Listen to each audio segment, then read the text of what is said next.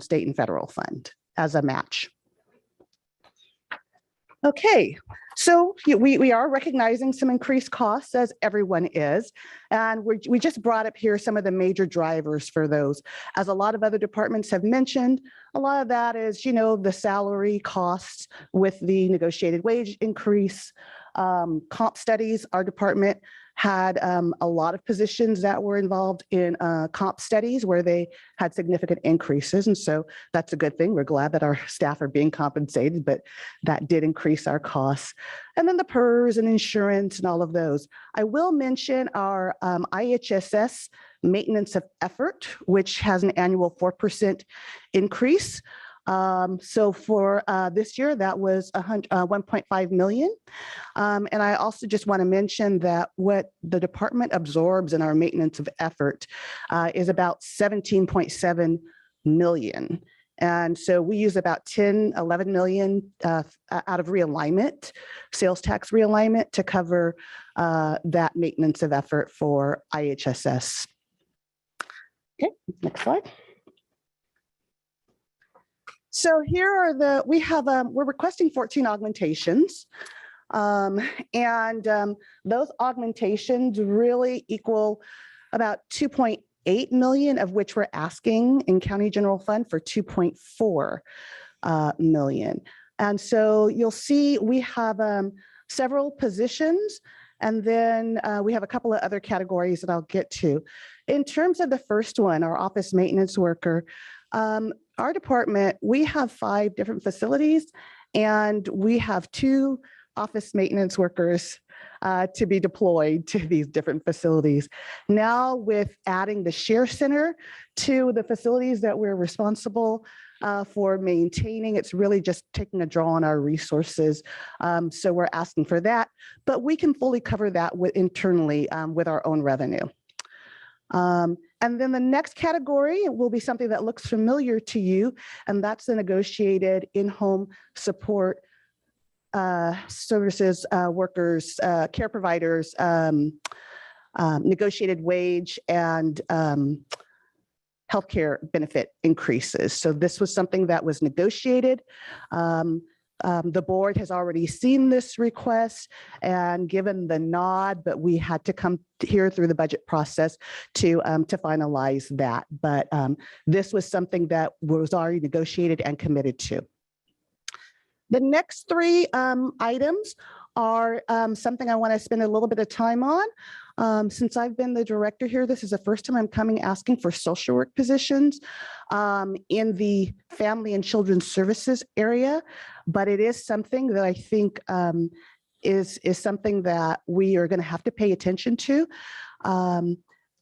particularly in our front end services.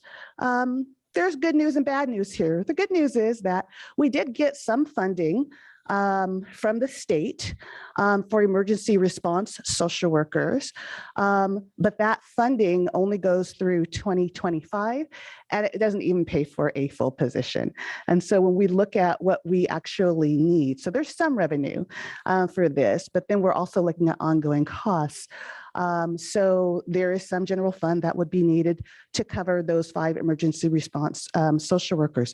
I will say that this is an area in our department that is a very critical area. We're talking about the safety and well-being of children, the timeliness of getting out and doing these investigations is really critical, as well as the thoroughness of the investigations is also very critical. And so, and then of course, we're asking for a social work supervisor. Again, there is some revenue that is included, and some we're asking for county general fund. And then 5 social work intake social workers. So this is our hotline. This is how cases, when community members call to say we're worried about a child, we think there may be abuse or neglect, these are our screeners. So they do screening and assessment and get these situations to an emergency response worker for investigation. So they make the response determination. they figure out if the issue really does meet the threshold to be responded to. So this is also a critical area. It is also an area that has really been backed up. We have 5 social workers right now in this area, and we get about 400 referrals a month. And so it takes a lot of time to do the screenings. And so what we find is the social workers are doing the assessments, and it's just taking quite a bit of time for these assessments to get to an investigative social worker. So we're asking for some funding there. And then the last piece that we're asking for, and I'm going to talk a little bit about it on the next slide, is homeless outreach and coordination. So this is an area that we know we need a lot of coordination on, particularly when there are individuals who are unhoused, who need immediate services. We've had a lot of activity around some of the encampment cleanup. So there's coordination around those activities, or engaging with people to get them connected to services so that they have a safe place to transition to get them into coordinated entry. All of these things are critical pieces, and there's not a lot of funding available for these services. We have already issued an RFP for this service, and we are really are just asking for the $75,000 to bridge the gap to make this service something that a service provider would be willing to do. And on the next slide, you'll see that here's our budget for our homeless programs. So out of all the homeless programs that we are providing services for, just social services department, that's about $4.2 million. And so really what we're asking, we're really using a lot of one-time funding to resolve our budget issues for the next couple of years around our homeless services. It is kicking the can down the road a little bit, but we are really trying to be conservative in our ask. And so we are asking for $75,000, but you can see that $4.2 million goes to our homeless programs, of which $671,000 and some change is from county general fund. Next slide. And then the last slide that I have for you is Jason couldn't be here with us today, but I know that he would not forgive me if I didn't mention how critical our military and veterans affairs services are. We are not asking for an ask, but we did want you to see what proportion of the budget, since his area sits in our budget unit, 2.2 million and 11 positions. And I have to say that they do bring in a lot of resources for our veterans in this community. And so we just wanted the supervisors to see how great impact it would be if there were any changes in this area. And that concludes my presentation. Thank you very much, Ms. Medina. And now I will go to the supervisors to ask for their questions. I see one hand up first, and that would be Supervisor Root Askew. Plus unmute button there. Thank you. Just a question on the IHSS contract. That's a negotiated contract that the county has now with our IHSS workers, correct? Correct. Okay, so that's not really a negotiable augmentation. We can't really say no to that request, right? That would be my position. Okay, all right. And then the child welfare workers, you know, I guess I just want to go on record. I know this isn't our place to say that we support, but I think that there's some very strong arguments for the need to fully staff that department. So I will save my comments until later, but thank you. Thank you for the presentation. Thank you, Supervisor Root Askew. Next, I will go to Supervisor Alejo. Yeah, thank you, Lori. Appreciate your presentation, and I thank you for coming up with needs. I know your department has been challenged in a few areas because of the pandemic, but I think first of all, I would just say I think on the question of the social workers, and especially when it comes to the CPS sector, I think we need to have a broader conversation with the board just on how we could better meet the needs of the community. I know the social workers have been short-staffed for some time, and I think, and I brought this up in our last meeting, that the challenges are ongoing in many counties, but certainly when we have a significant number of social workers out on leave and vacancies, it puts a lot of pressure on the remaining social workers who have been heroes, continue to do their job despite all the challenges.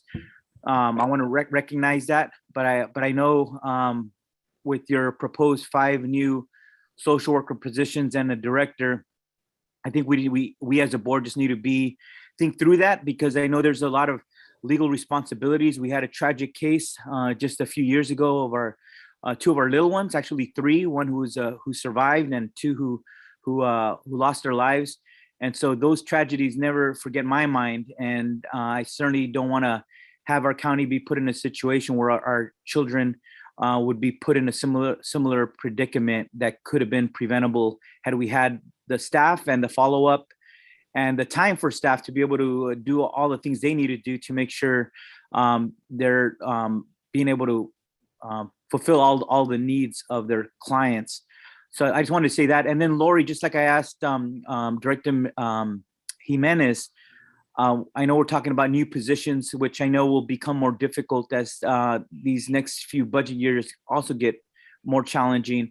But how many vacancies do you have in the Department of Social Services right now? Because one thing is creating the positions, but if we're having difficulty doing recruitments across the board, that's just going to give us an idea of the other layer of challenges that we have in terms of filling already approved positions, but not being able to recruit the people to do the jobs. Mm-hmm. Yeah, so we have just a little over 100 vacancies in the complete Department of Social Services. And in the area of, since you were just talking about Family and Children's Services, we have 11. Right, significant. Thank you for that. And I know you have a long list here and we'll dig through those, but I appreciate you advocating for what your department needs. Thanks. Thank you. And now go to Supervisor Lopez. One quick question for you, Lori, on the emergency response social workers versus the intake social workers, the revenue side with the 303. Why is it that for emergency there's 303? And, you know, in terms of that coverage, but not on the intake? Yeah, well, because we just got a new allocation from the state that came with some revenue. And in terms of there is revenue for intake workers, we've just exceeded it already, you know, with the amount of staff that we have. Because I would think that we're in an emergency and we need emergency intake and blend the 2 and grab the 3. Yeah, I agree.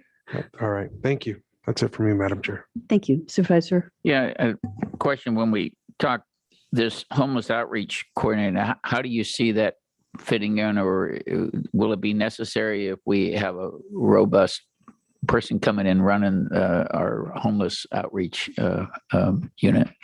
Yeah, you know, well, thank you for the question. And I will say that I'm not quite sure how it will look. There'll be some touch points in coordination, but I think that the person, if you're talking about the position that's going in the CAO's office, I'm seeing that as more of an administrative and coordination piece, not an actual engagement where they're going and speaking with clients. I think that that whether it's in my department or other departments will still be needed unless that department builds up staffing to do that function. That'd be the coordinator for there. And there is, we saw when my office has been involved in it, there's a lot of coordination it goes into. So it both within and outside the county coordination. Exactly. Thank you. Mm-hmm.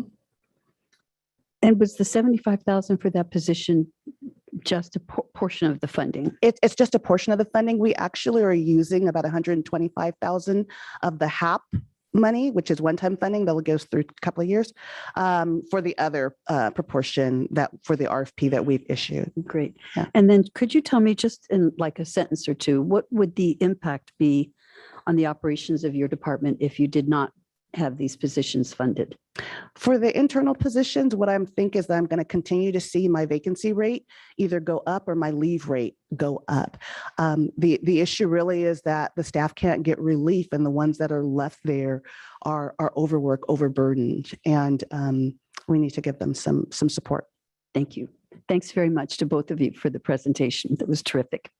And now we will move forward. I don't know why it's called Recreation and Education, but it's Public Works Facilities and Parks. And we have Randy Ishii, the Director of Public Works Facilities and Parks, with us. And I also realized that I did not have a roll call to ensure that we were all present when we came back from our recess. So even though we're a little bit in, do you mind doing a roll call? Good afternoon. Let the record reflect all supervisors are present, with Supervisors Adams, Phillips, and Lopez appearing in person, and Supervisors Askew and Alejo appearing via video conference. Thank you very much. I'm trying to get all of my box marked here. Good afternoon, Chair, members of the board. With me today are other members of the Department of Public Works, Facilities and Parks, namely the chiefs and division leaders, who will be available to answer any questions at the end of our presentation. We thank your board for the opportunity for us to present our budget and staffing needs for the proposed fiscal year 23 budget. Next slide, please.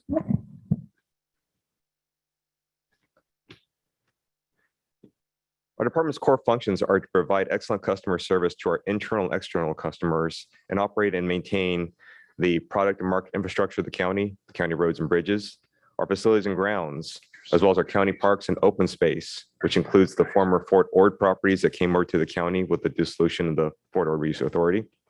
And we also took on the Laguna Seca recreational area as part of our duties this year. As we go into the next fiscal year, we will be bringing on the central services of fleet, mail courier, and records retention into this department. And these services that we provide range from our customer base all the way to the northwest to Pajaro, all the way to the southeast to the community of Parkfield and everything in between. Next slide, please. The core functions of which we implement are a combination of special revenue funds or enterprise funds, as well as general fund sources. This slide represents the special revenue fund sources. Left-hand side represents the road fund, which takes the form of being funded by gas tax, amongst other things. That's for the county roads. And our road infrastructure here at the county, though it has been degrading over the years, we have been making strides to try to improve that. We have 1,257 miles of county maintained roads. If you take each of those roads and you stretch them end on end with each other, that will take you about 1/3 across the United States in the east-west direction. Now on the right-hand side, to paraphrase, we have our different enterprise funds, such as the Lake Nacimiento Enterprise Fund, the Laguna Seca Recreational Area Enterprise Fund, and so on. Next slide, please. And again, this represents our general fund funded units, which are our home or central units. We do the facilities maintenance through these accounts. We do the parks and open space maintenance, which is north of 30,000 acres of parks and open space, not including the Fort Ord lands. And again, we brought on Laguna Seca recreational area. And going to this next fiscal year, we'll be taking on the central service units of fleet, mail courier, and records retention. Next slide, please. In brief, this slide shows our general fund funded units breakdown. And in summary, with the general fund contribution which we received, as well as our anticipation of revenues, in order to balance our budget, we have a reduction to that overall budget to make it balance of roughly $2.5 million. And the biggest impact that has, because of our expenditures and our operations, is to our facilities division. Which you see on the right-hand slide will be reflected later on in the presentation. It's the range of our unscheduled maintenance, our custodial services, providing those janitorial services to the county buildings, the enhanced services for the COVID-19 cleanings, and so on down that list. However, as we prepared this baseline budget, we were able to do so without putting existing jobs up for augmentation. And we were also able to continue the board's previous direction of keeping the day use parks free for our constituents. Next slide, please. So as we go into that, we provide you a summary of our augmentation requests. We have 43 augmentation requests, and the general fund ask is approximately $17.7 million. Next slide, please. We've taken these augmentations and broken them down into the different priority groups. Our first priority is the obligations of our county sanitation districts or county service areas. Now, of these two that you see on the presentation, we are working with the city of Watsonville, which is the contracted wastewater entity with the Pajaro County Sanitation District. Based on their current rate model and their capital plan model, they anticipate doing some very expensive retrogrades in their electrical system to their wastewater treatment plant, which in turn, those costs are disseminated to the different ratepayers as well as the entities that contract with them, such as Salsa Puentes Sanitary District, Freedom County Sanitation District, and Pajaro County Sanitation District. We met with the city and they are pursuing a grant to pay for a majority of the electrical upgrade and thus will defray these costs that the ratepayers will see and thus the ask that the department is asking on their behalf. So we ask for your board's support in sending them a letter of support for their grant application to the state in hopes that they will attain this grant and defray those anticipated costs, again, north of almost $2.4 million. Moving on, our second priority is our facilities. That was enumerated previously. And again, those are the services we provide all of our county buildings, starting off with the janitorial services, the enhanced cleaning services for COVID-19, and our emergency response plans, protocols, unscheduled maintenance, security at the Laurel Yard, and so on down that list. So our second priority is funding our facilities to do our baseline operational duties for our other county departments. Next slide, please. These two priorities, priority 3 and priority 4, represent the ask for our new positions. I'll start with the left-hand side because that's our general fund need positions, and the right-hand side are positions that we're asking for that are new positions but are net neutral. They're either special revenue funded or they are net neutral and impose minimal impact, if any, on the general fund. So going back to priority number 3, the first grouping of these unfunded new positions that are seeking general fund dollars are carryover from the previous fiscal year's request. It's for maintenance of the former Fort Ord lands and security for the former Fort Ord lands. The lands came to us, and though funding came to the county and the other agencies in some form or fashion, we did not receive funding for maintaining that open space and land. So that first grouping of Fort Ord represents the complement of staff and rangers to maintain those grounds, followed up by additional staffing necessary for Jacks Peak Park. The last two positions there are to either enhance our central services that we were taking on, or as the board recalls, we had a Citygate Associates report conducted on the former Resource Management Agency. That was mentioned previously by my colleague in the Housing Community Development Department. There's still some cleanup work that is necessary based on the Citygate report. And so in particular, the stormwater position is one that we are seeking the augmentation for to do that last bit of cleanup. And then I'll be brief on our priority number 4 for these funded critical new positions. These positions include those that will implement the board direction and board support for financing our road fund dollars and do the community roads and do more work now, particularly in our communities like Spreckles, San Ardo, and Aromas. Let's move on to the next slide, please.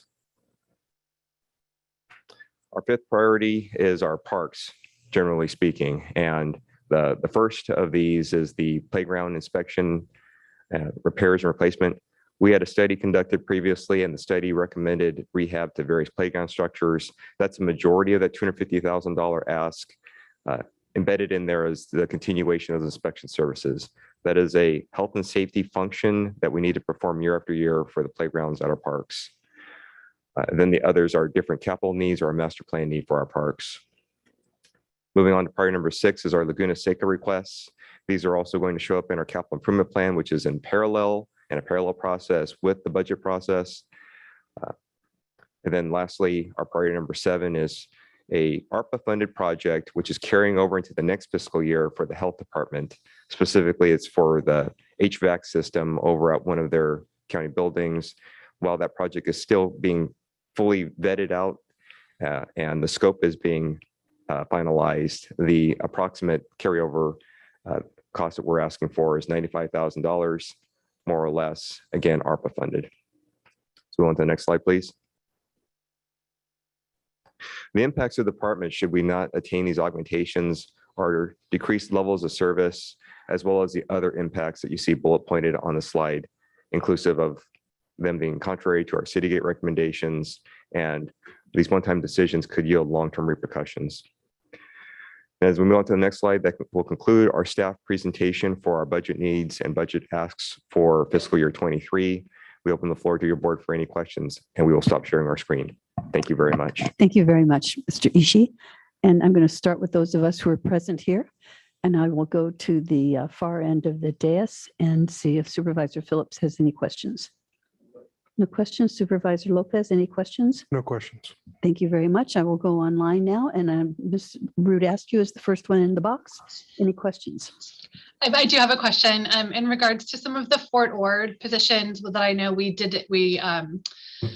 chose not to pursue the Prop 68 project at the Fort Ord property, but there are some requirements that the county has in terms of stewardship of that land that was transferred from the Army. Can you just clarify what of that $667,000 in positions to steward the Fort Ord properties is a requirement of the land transfer? Staff will call upon our Chief of Parks, Brian Flores, to answer the question in full detail. However, the answer is generally yes, because of the land being transferred to us from the U.S. Army.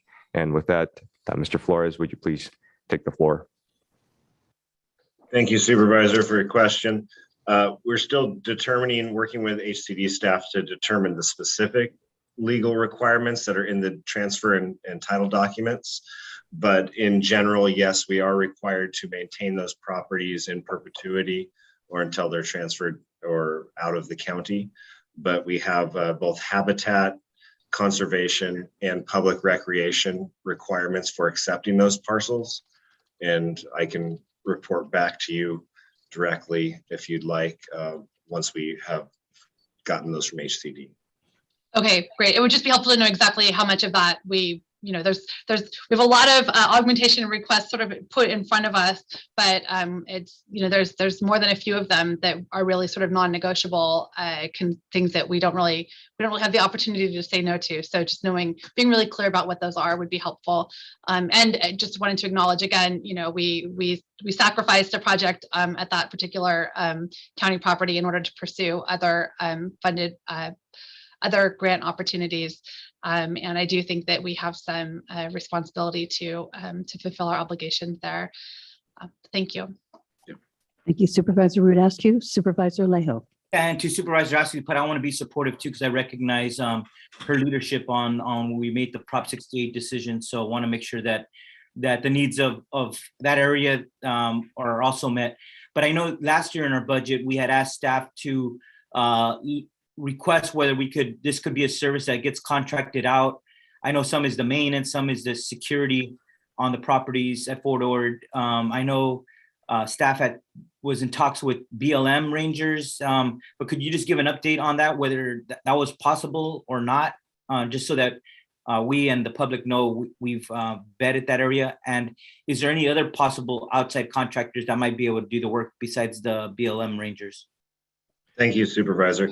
Yes, we did contact BLM and inquire about whether or not they would be able to either assist directly with their current staff or enter into some type of agreement or MOU with the county. At this time, given their funding constraints and the process which they would have to go through to hire additional staff, even through a reimbursement agreement with the county, that was not an option for them. We do get some assistance from BLM Rangers as well as CSUMB Police for enforcement if they do see something, but they are not actively patrolling our properties. And with regards to the maintenance of and recreation oversight of the properties, while we can always contract with an outside vendor, that can get potentially expensive over time. We do our goat grazing project out there, and We've been able to work cooperatively with them for reduced costs for overwintering grazing, but there still remains some areas where goats just can't get to along road edges, and we have road maintenance concerns. We also have facility maintenance with regards to some of the historic structures out there, as well as enforcement, direct enforcement of county code and state penal code with our rangers. Thank you for that. Any additional questions, Supervisor Alejo? No, that's all. Thank you. Thank you. Thanks very much. I just have one question. I see that you prioritized your augmentations, the priority 1, 2, 3, 4, 5, et cetera. And I was just wondering what criteria you use to prioritize. For these augmentations, we look to our operational needs first and then went from there to either capital requests, which we all have either also included in the capital improvement plan draft that'll be going through the committees and board in its standard process. And we were also looking again towards any contractual obligations that we have. Because of the new information we received from a contract entity, the city of Watsonville, we're going to modify that priority number 1, but we do ask for the board's support still to submit a letter of support for their grant application in hopes that it defrays the costs. And if staff may add, the timeline for that, for hearing back of whether they're awarded that or not, is somewhere in the June of this year timeframe, according to the city staff. And so we'll be able to provide a much more thorough response to both the budget office and the board at that point in time. Great, good. Well, thank you. I think that's it. And thank you very much for your presentation. And now we will go to Public and Safety Criminal Justice. And our first batter up will be Sue Chapman, the Public Defender.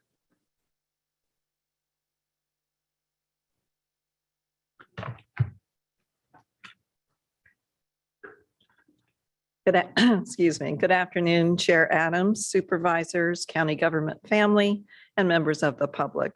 I'm Susan Chapman, Public Defender for Monterey County, and assisting me today is Rebecca Avila to my right, our MA2. Becky is operating the PowerPoint, and she was instrumental in helping me develop today's presentation. So big thank you to Becky. The Office of the Public Defender helps people in trouble. We not only have a criminal and civil division, but also a robust post-sentence relief department and community outreach team.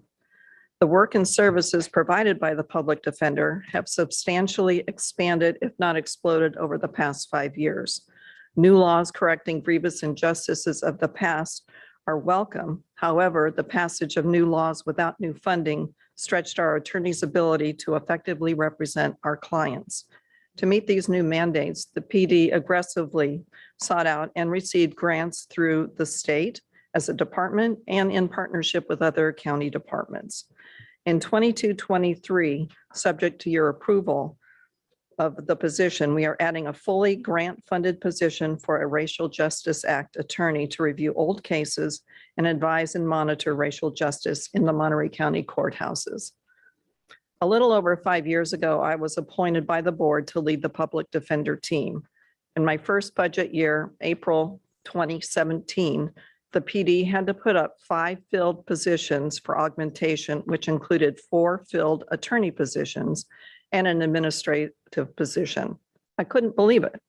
Since that time, working diligently with our budget team, we have worked tirelessly to be in a better fiscal position. Each year, we've made significant progress. Last year, the board approved an augmentation of 2 filled attorney positions utilizing ARPA funding. It was hoped at that time that we would not need to request an augmentation in 22-23. However, we encountered a significant increase in cost drivers. The PD can absorb some, but not all of the almost $800,000 in wage adjustments. These adjustments were critical and necessary for employee retention and to pay a fair wage. But as a relatively small department, we do not have other resources of unrestricted revenue to cover these additional costs. Our requested augmentation is $559,549. Although not budgeted, it is important for the board to be aware the PD has 3 special circumstance cases in the office now, and the alternate defender has 2. If the DA elects to pursue the death penalty in any of these cases, I want to alert the board that I will be coming back to request a significant augmentation to cover those costs. The impact of funding reduction. We operate at a bare bones level. There is no fluff. We do not have vacancies in any position other than the time it takes to recruit and refill. We keep the turnaround time to a bare minimum, not only to keep up the service that our community and clients deserve, but also to not burn out our staff doing double duty during those transition times. We cannot meet our constitutional duty to provide effective assistance of counsel with 2 fewer attorneys in the trial courts. That would take us back to a level below what the public defender had in 2015. Keeping cases in-house has greatly reduced our outside costs. Prior to 2017, the PD had a policy to declare conflicts and refer cases to the alternate defender based on excessive caseloads. This is not cost-effective and not a prudent business plan. However, because our services are constitutionally and legislatively mandated, if we do not receive the augmentation for the 2 attorney positions that are filled, we will have no alternative other than to hire attorneys as emergency temps, leading to additional costs and quality control issues. Our attorneys have heavy caseloads. Our attorney management staff, including chief assistant, assistant PD, and chief deputies, all carry caseloads, including special circumstance allegations. Logistically, the courts are divided into departments, as are our attorneys, to handle those matters. Our attorneys are well respected in this county and throughout the state. It is well deserved. They are an incredible group of people, an awesome team, and deserve the support of the board to continue to do their work to help the members of our county and community. In the past 5 years, the board authorized 1 additional general fund attorney position, the immigration attorney.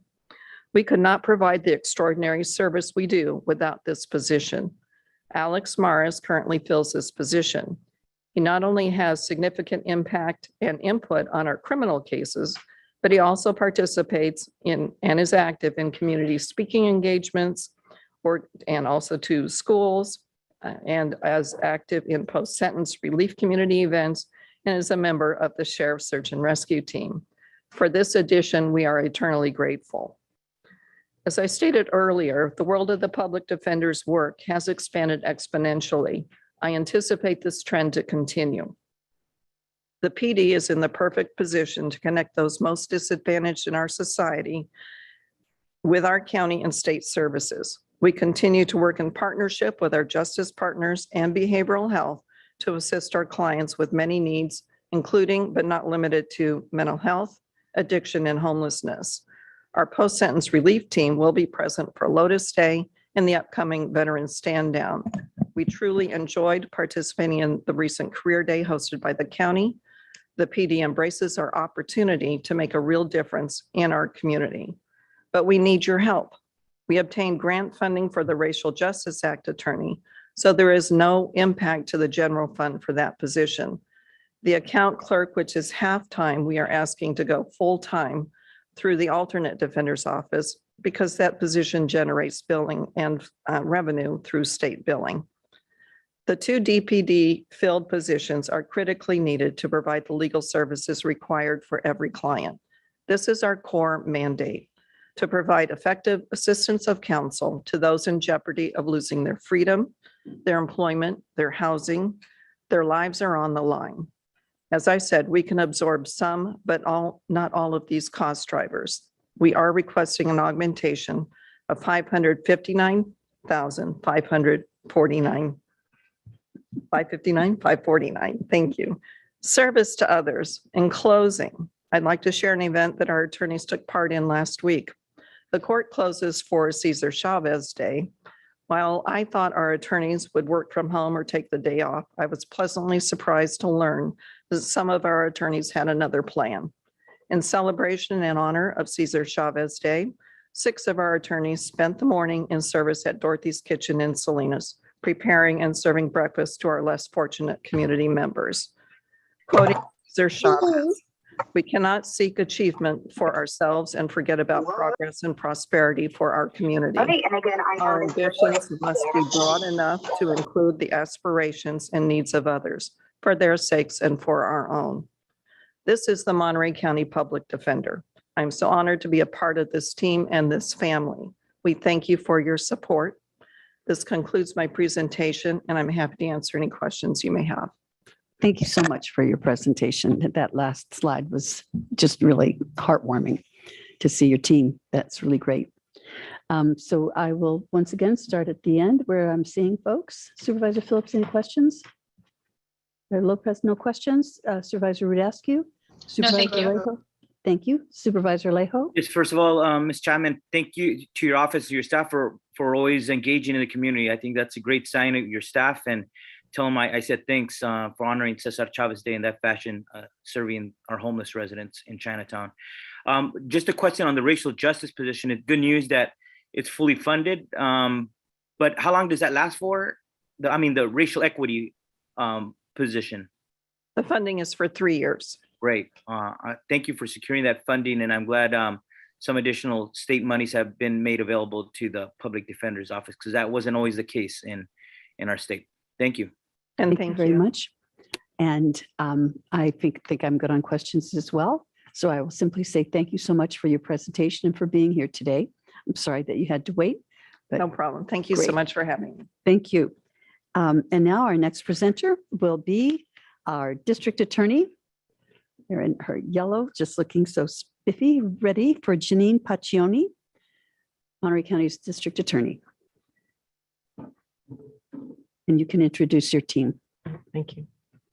Good afternoon, Honorable Chair and fellow board members. I'm Janine Paccioni, your Monterey County District Attorney. With me today is my finance manager, Bruce Succo, behind me. And then Nicole Reed is with me in chambers, and she's going to help me with my PowerPoint. And we'll be ready to go. So I'm going to go ahead and start without my PowerPoint. And one of the things I wanted to start off with is, the fact that the DA's office has historically been a very prudent and wise user of county funds. One of the ways we do that is seeking outside funds. And we're one of the lowest DA's office statewide to use general fund money to run the office. And I'll get to that in a slide later. But what we've been doing to try and do the work of the DA's office without utilizing general fund money includes the Family Justice Center that we started. And I'm happy to report, and we'll report back officially later, that we did get the grant that we were requesting from the state on an emerging Family Justice Center. So far, no county funds have been used to support that program, but with this grant, we'll be able to open the King City location and retain the services of Casey Gwynn, who is the creator of Family Justice Centers, not only statewide, but nationwide and worldwide. So we're thrilled to do that. We're doing that in collaboration with some of the partners you've already heard from today as well. Another thing we've done to represent our victims in this community is our Victims Memorial Sculpture. And I have to thank Les Gerard and our CAO, Charles McKee, because without their assistance, we had a few roadblocks and I think we moved forward. That will actually be installed in time for our Victims Memorial ceremony on April 29th of this year, and will be unveiled at that point. That, again, was not used with any county funds and county efforts other than what we're paying for out of these outside funds. It was designed by a local artist, Hector Mendoza, who works as a professor at CSUMB. And he'll be here for the unveiling, and he participated in our groundbreaking ceremony as we did that. Another thing that we've done to bring value to the community is our cold case unit. We started it in June of 2020. And we did not use any county funds to do that. These employees that are working on it after hours on their own time. And all the money we've used for DNA testing has come from outside sources. However, we were able to secure a grant of $535,000 to help us pay for an investigator's services, an annuitant services to work on those cases. And then pay for some additional DNA testing. As I said, we've solved 6 cold case homicides. All 6 of those cases are currently filed in court and are going to be proceeding forward. And we anticipate by the end of the summer, a 7th case will be filed with the court. And we're very excited about that. The grant that we got will allow us to work on 45 cold case homicides. And in Monterey County, we have 559 unsolved homicides.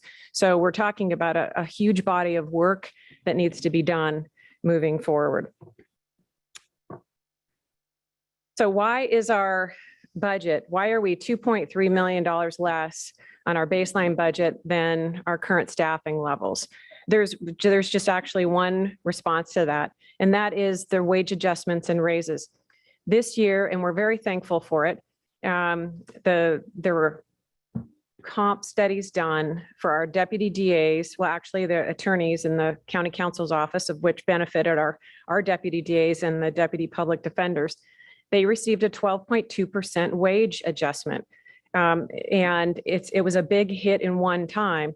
We have over twice the amount of attorneys that the county council has, and a third more than the public defenders. So there's a lot more money involved for our office. Additionally, our legal secretaries received a 13% wage increase as well. It's been a long time coming, and I'm thrilled to see them finally getting compensated for the work they're doing. But again, that was another big hit. And then I'm told, and the reason why it says pending on investigators is because we were told by the budget office to anticipate this 9.1% increase for our investigators who are still in negotiations or haven't resulted in some negotiation, which I have not been informed of. But that's the total amount that we're short just in these wage adjustments alone for our baseline budget. So what does it mean? If we have to meet this baseline budget, we have to cut 11 deputy DAs, 20% of our current prosecution staff for prosecutors, 2 investigators, 1 victim advocate, and 2 legal secretaries, and a legal typist. So what does that mean for our operations? What that means is I would have to eradicate all of our prosecutions for misdemeanors. No DUI prosecutions, no domestic violence, no nothing. I have 9 attorneys that are required to run our misdemeanor unit, and that includes collaborative courts, those courts that we send people to get off and out of the highway to jail, those collaborative courts that are considered treatment courts. There would be no misdemeanors in those courts. And the question then is, because are they valuable enough to hold if you're only dealing with felons? And the answer is going to be, it's going to impact other departments too, including the state and other funding things. We would have to eradicate that entirely. We've got 2 people assigned to early resolution, which those are the cases that come in. We try and get them out on their first appearance in court. That would be gone. So we would not be able to prosecute any misdemeanors because 9 of those attorneys handle only misdemeanor offenses. Then we've got 2 additional attorneys we'd have to cut. Those are felony attorneys. And those felony attorneys aren't coming out of our boutique crimes like welfare fraud or workers' comp fraud or health insurance fraud. Those are all outside funding sources for those prosecutors. We would not be able to cut those. What we would cut is the meat and potatoes, which is rape, robbery, murder, of which we have plenty in our county. It would be catastrophic for us to lose our positions essentially over some of our employees, most of our employees getting a pay raise and then having to lose 16 positions. In 2019 and 2020, Monterey County saw an increase in homicides of 73%. In 20 to 21, there was a 63% additional increase. Now is not the time to cut back on public safety. We are good stewards of public resources. And we do this analysis because it really does show how effective we are at using county dollars. So if you look at this chart, these are all comparable counties to Monterey. We file 13,000, almost 14,000 cases a year.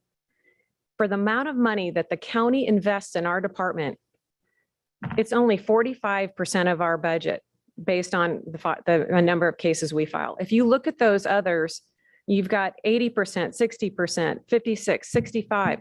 So we are using county funds to the best of our ability, and we're making the most of it. We are asking for the board's support to keep working, doing the important work that we're doing, and continuing to work forward toward justice. That's on my part of budget. One thing on the health department's budget on the sexual assault response team, I just want to address that briefly. Chair Adams, you touched on it briefly. These victims, after being brutally sexually assaulted, are getting put in a lift and getting transported to San Jose to have an exam with an advocate that's not going to support them further. And law enforcement has to drive up to San Jose to separately pick up the evidence, to get the evidence back here before it can get sent off again. It is a catastrophe for sexual assault victims. And so if there's any way to find the money to support that program, I would definitely ask you to do that. Having been involved in this since the inception of the sexual assault program in 1998, it's a vital program. And I'm open for questions. Thank you. Thank you. Thank you very much for your presentation. It's very impressive, and I'd love to see what you're doing with the county's money. You're spending it wisely.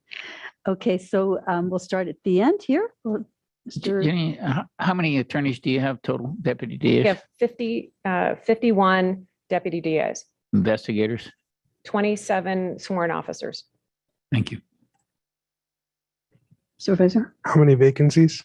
Just We curious. have 4 attorney vacancies and 16 total vacancies? No, 16 on the chopping block. Oh, chopping block. 5 vacancies? Yes. Okay. 4 are attorneys. Okay, thank you. Thank you. I will go online now and I'll go backwards and call on Supervisor Lejo. And thank you to our DA and always for being successful at drawing down state grants dollars. So that's very much recognized that's been the history of your office with you and then your predecessor. So thank you for that. And I also want to echo your words just for our sexual assault victims that we recognize the need to have that kind of service locally is critical. I think it's imperative. So I want to be just very supportive of those efforts as well. And also just among staff with some open vacancies, also just the pitch of always trying to recruit bilingual staff, because I know crime victims and their families, being able to communicate directly with the prosecutors is an important aspect as well. And I know you recognize that as well, DA. So I just wanted to continue to throw that out there. I know it's hard these days recruiting bilingual prosecutors, but certainly a goal for Monterey County and its population. Thank you. Thank you.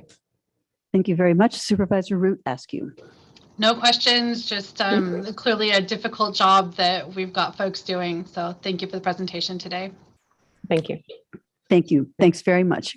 Great presentation. And now we are going to go to our final department, and that is the Monterey County Sheriff's Office. Good afternoon, Chair Adams, members of the board.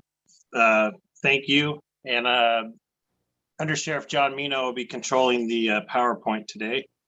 And I'd like to start off just by echoing Les Gerard's sentiments about how we're not asking for any new positions. We're no new positions or programs.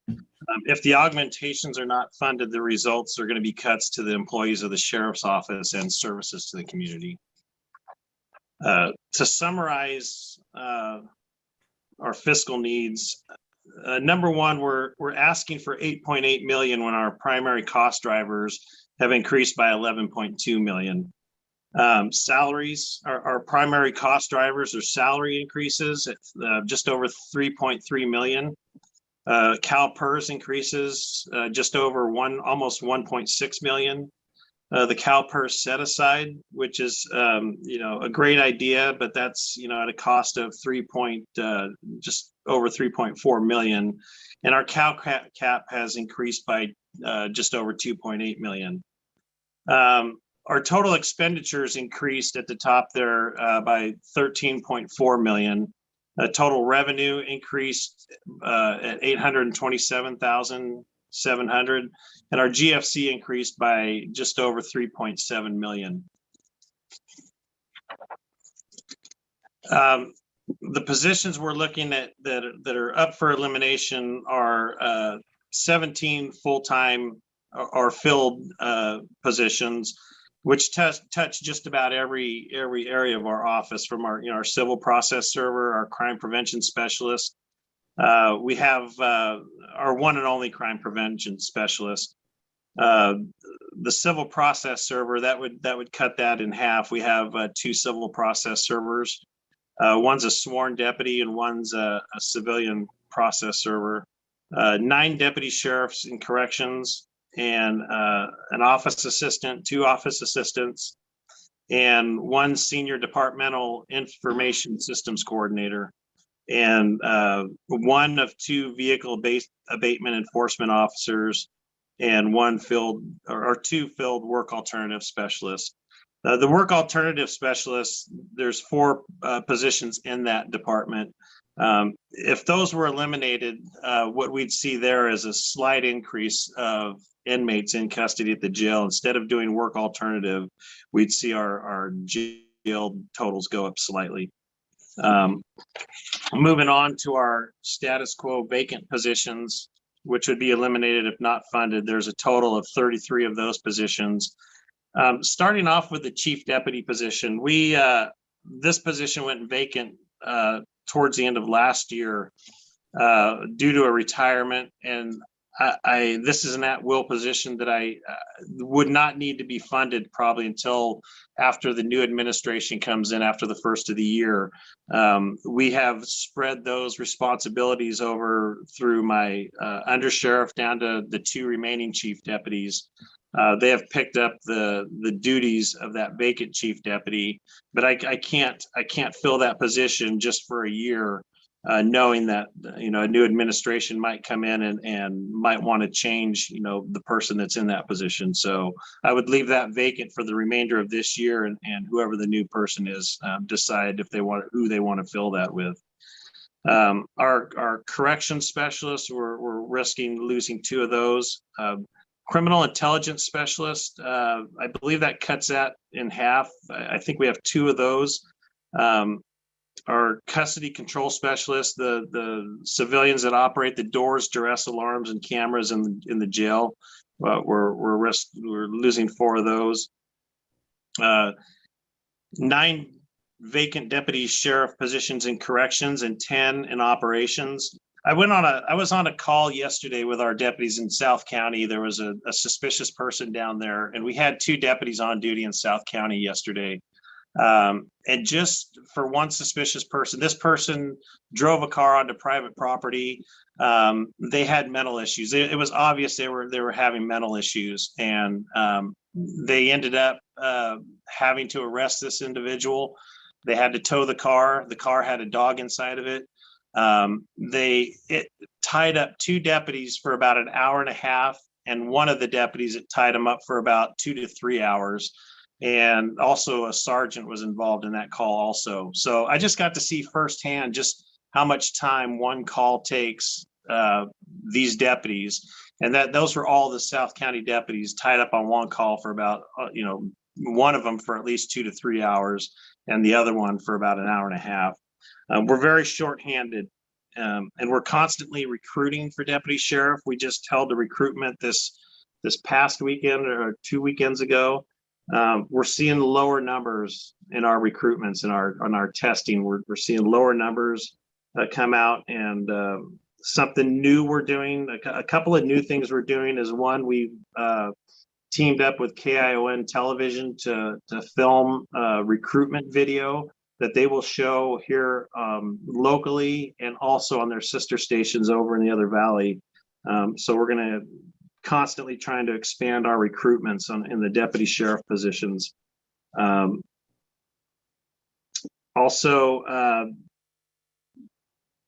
to, and the other thing we're doing as far as recruitment is we're trying to attract lateral, which are sworn officers that are already with other departments, trying to attract them over to bring them straight over to our patrol division, just so we can get our patrol numbers up. And going on down the list here, the personnel analyst, one of those positions, the senior civil clerk, one position, property technician, that is one of two positions that we're at risk of losing, and one vacant sheriff sergeant, two of the four work alternative specialists we're at risk of losing. The bottom, the reclassified forensic autopsy technician, that's not included in that figure at the top, the 4.2 million. That's a reclassified position. It was a medical transcriptionist that we reclassified. We needed an autopsy technician more than we needed a medical transcriptionist. And that's why that figure isn't included in the 4.2 million at the top. And also in that 33, it's in addition to that 33. So that number up there should be 34. Moving on to the next slide. So our status quo for existing operations, we have a risk manager that was sent over from county counsel's office. And he looked at all of our external defibrillators that we have here at the sheriff's office. And we have defibrillators in all the patrol cars over at the jail and all of our county offices, South County, Coastal, and our main office here, and over at I believe over at the courts. We have all of those defibrillators are outdated and need to be replaced at a figure of $150,000. The jail food service augmentation at $600,000. That's something we put in there in case of another outbreak. That's again a figure that we're hoping we don't have another outbreak, but that's what the figure we estimate it to be if we can't use inmate workers again because of another outbreak. Overtime for investigations and coroner, jail, and patrol, all three of those at the bottom. We go through our bottom line overtime number just be on it's taken up, vast majority of it is taken up on mandatory minimums, people out on FMLA, people out on workers' comp injuries, people calling in sick. That's what our bottom line overtime gets eaten up by. This takes into consideration pay increases, our current spending trends on overtime in these units, and just the workloads in these units, and that's why we've added that into our overtime budget. Our budgetary impacts, if the augmentations are not funded, this budget will cause 51 positions to be deleted from the sheriff's office, and the deletions include 27 vacant and filled deputy sheriff positions, and this will affect both patrol and the jail. It affects service to our patrol, the rural community response times, and also it affects our jail deputies, our shift coverage in the jail, and it affects our Hernandez lawsuit. We have to have jail minimums based on our Hernandez lawsuit. I believe we have one more slide there. Other unbudgeted cost concerns that we have are we're still pending a DSA agreement. This budget doesn't consider any pay increases considered under a new agreement with the DSA. This budget doesn't take into account temps, our ongoing need for temporary employees to backfill vacancies. That's mainly in our records division, our clerical positions that are vacant, and our autopsy technicians down in coroner's division. This budget considers a $2.9 million vacancy factors, but if we lose our vacancies, then we're not going to have that vacancy factor. So that's just another unbudgeted cost concern. This budget doesn't consider potential maintenance of equipment needs for the jail expansion also. And one thing we need to consider is the impact of higher fuel costs. The sheriff's office consumes about 265,000 gallons of fuel patrolling Monterey County. That's our patrol deputies, that's detectives, that's our transportation unit. If fuel costs stay or rise above cents per gallon or $6 per gallon. We're going to see fuel charges in excess of 1.5 million compared to a couple of years ago when fuel cost charges were right around $825,000 a fiscal year. So we're seeing a great increase in fuel costs also that aren't considered in this budget. So with that, I tried to keep this complex budget presentation very brief. Try to stay within the 5 minutes, but I'm open for any questions that you might have. Thank you, Sheriff. And indeed, you're correct. You do have a complex budget. I'm going to start off with just an easy question for you, but it has to do with your comment just now about the fuel usage. Is the Sheriff's Department at this point using any hybrid and doing any investigation into electric vehicles? We don't. I'm going to defer to the undersheriff if he knows. I don't know that we have any hybrid vehicles unless they're being used by civilian staff, professional staff. Yeah, that's correct, Sheriff. We have a couple of Priuses in the fleet that are used basically around town, but it's just at this point, Supervisor, we stay in close contact with all of our counterparts from around the state. There are some different entities looking at that. It is a challenge when you talk about the vast landscape of a really good-sized county to try and keep those things as far as charging and all the logistics that goes with that. So there's not been any broad move yet, certainly from a patrol car standpoint, to make a big transition to any kind of electric or hybrids. Thanks for the answer. And with that, I will go to my colleagues, and I will start with Supervisor Phillips, who has no questions. Supervisor Lopez, no questions. Supervisor Wendy Root Askew, any questions? I don't have any questions. No, thank you. Thank you. And Supervisor Alejo, any questions? Yeah, just for sure, but I'm more of a quick comment. Just I know that in the past, I think all our past budgets that I've been on, there's always been a request of numerous positions, but this is simply keeping status quo, recognizing the increased cost of pay, benefits, and PERS and healthcare. So I appreciate that coming with a reasonable ask and just trying to keep what status quo, your current staff. So I recognize that, Sheriff. Thank you. Yeah, and thank you for that. Of course, we don't. I'm sorry if I can appreciate the comments. We not saying that we don't need more staffing, but we know the impacts that the whole county has, and we're having a hard time filling vacancies as it is, and until we can close in and fill those vacancies and get a better handle on recruitment, get more interest in recruitment. I wouldn't ask for any more positions until we can at least fill them. And also, I'd be remiss if I didn't say that I also support that SART position. Very, very important position. We need to have that locally. I just want to echo what everybody else has said, that's a very important position that at the Sheriff's Office, we support that also. Thank you so much for your comments. Sheriff, I do Mr. Sheriff, I recognize appreciate that. it. So we're in the question portion now. So, and we need Madam Chair? quite a bit more. Yes. I was just going to add one last comment, only because I do recognize, as the sheriff pointed out, that his budget does factor in the vacancies. Otherwise, it'd probably be a different situation, right? That the vacancies have offset some of the cost of his office budget by that 2.9 million. So I'm glad that he just laid that out for us when we look at his overall budget. Thank you. Thank you very much. And thank you, Mr. Sheriff and Under Sheriff Minot. And with that, we've come to the end of our departmental budget presentations. We're going to go into other board matters because we have two matters that really relate to the budget. And that will be our referral responses.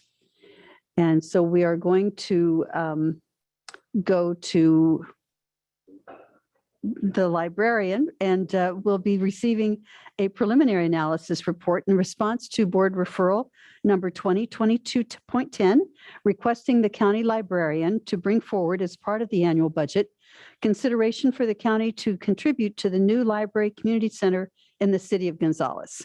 Good afternoon, Ms. Thayer. Thank you. Hillary Thayer, Library Director for Monterey County Free Libraries. And this is in response to a referral from Supervisor Lopez asking that the county consider contribution toward construction of a new community center in the city of Gonzales. that is planned to include the new home of the Gonzalez Branch Library. I apologize, this is a little out of order in that you're hearing the referral slightly after you heard the request for augmentation, as I had to submit it a little early. So that was the $1.8 million that you heard in the budget summary this morning is a preliminary response to this referral. The city of Gonzalez is building their new community center. And as outlined in the item, it will include the new home of the Gonzalez Branch Library. The total estimated from the city of Gonzalez for the whole community center, about $34.8 million, with the library portion of construction estimated at about $9.5 million.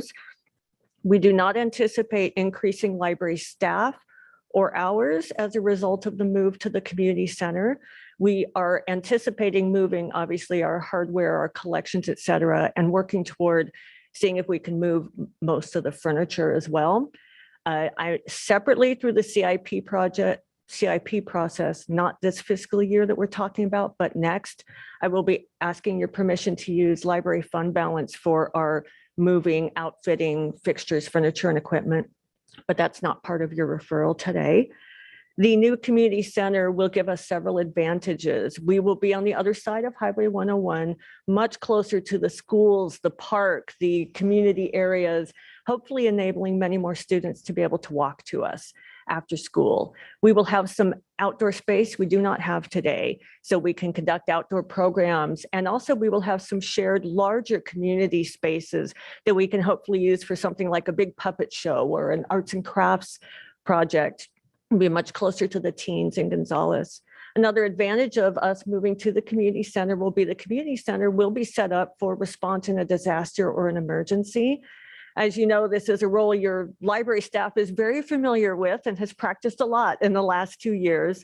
So we would have additional facilities and collaboration with the city to be able to operate a cooling center, a shelter, a temporary evacuation point, and such.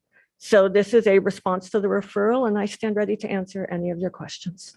Just a quick question. Can you please give me a timeline for the entire project? They are going out, the city is going out to RFP for the design build contract this year. They do not anticipate, they now, I believe, anticipate awarding at soonest in July. It then has to go to final design build. And that's when we would hone in on the actual design of the library. Then they would go to construction after that. And I can't speak for the city of Gonzalez beyond that general timeline. Thank you very much.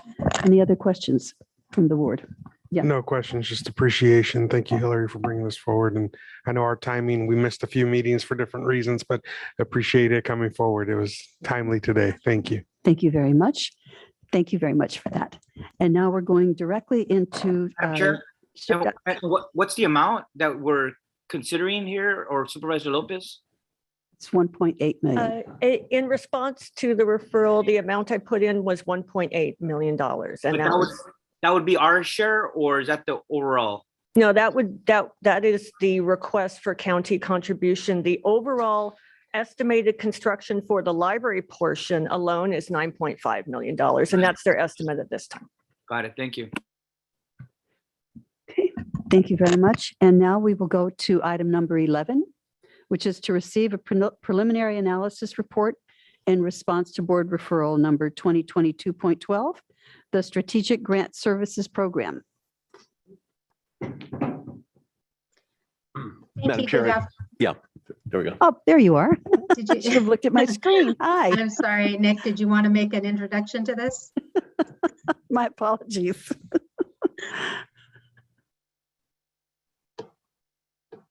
Okay, I'll go ahead and begin if Nick doesn't have anything to say. Good afternoon, board members. This is Annette Diadamo with the County Administrative Office. And I'm here today to provide a response to you on the board referral that is on the concept of increasing the capacity of the board's Strategic Grant Services Program. Today, we're seeking direction on which of any of the presented options to pursue, and also seeking direction on a corresponding budget modification request to implement whatever your direction is on the referral. So the referral asked us to look at options to increase the capacity of the program to support departments in applying for what has been a significant increase in state and federal grant funding opportunities.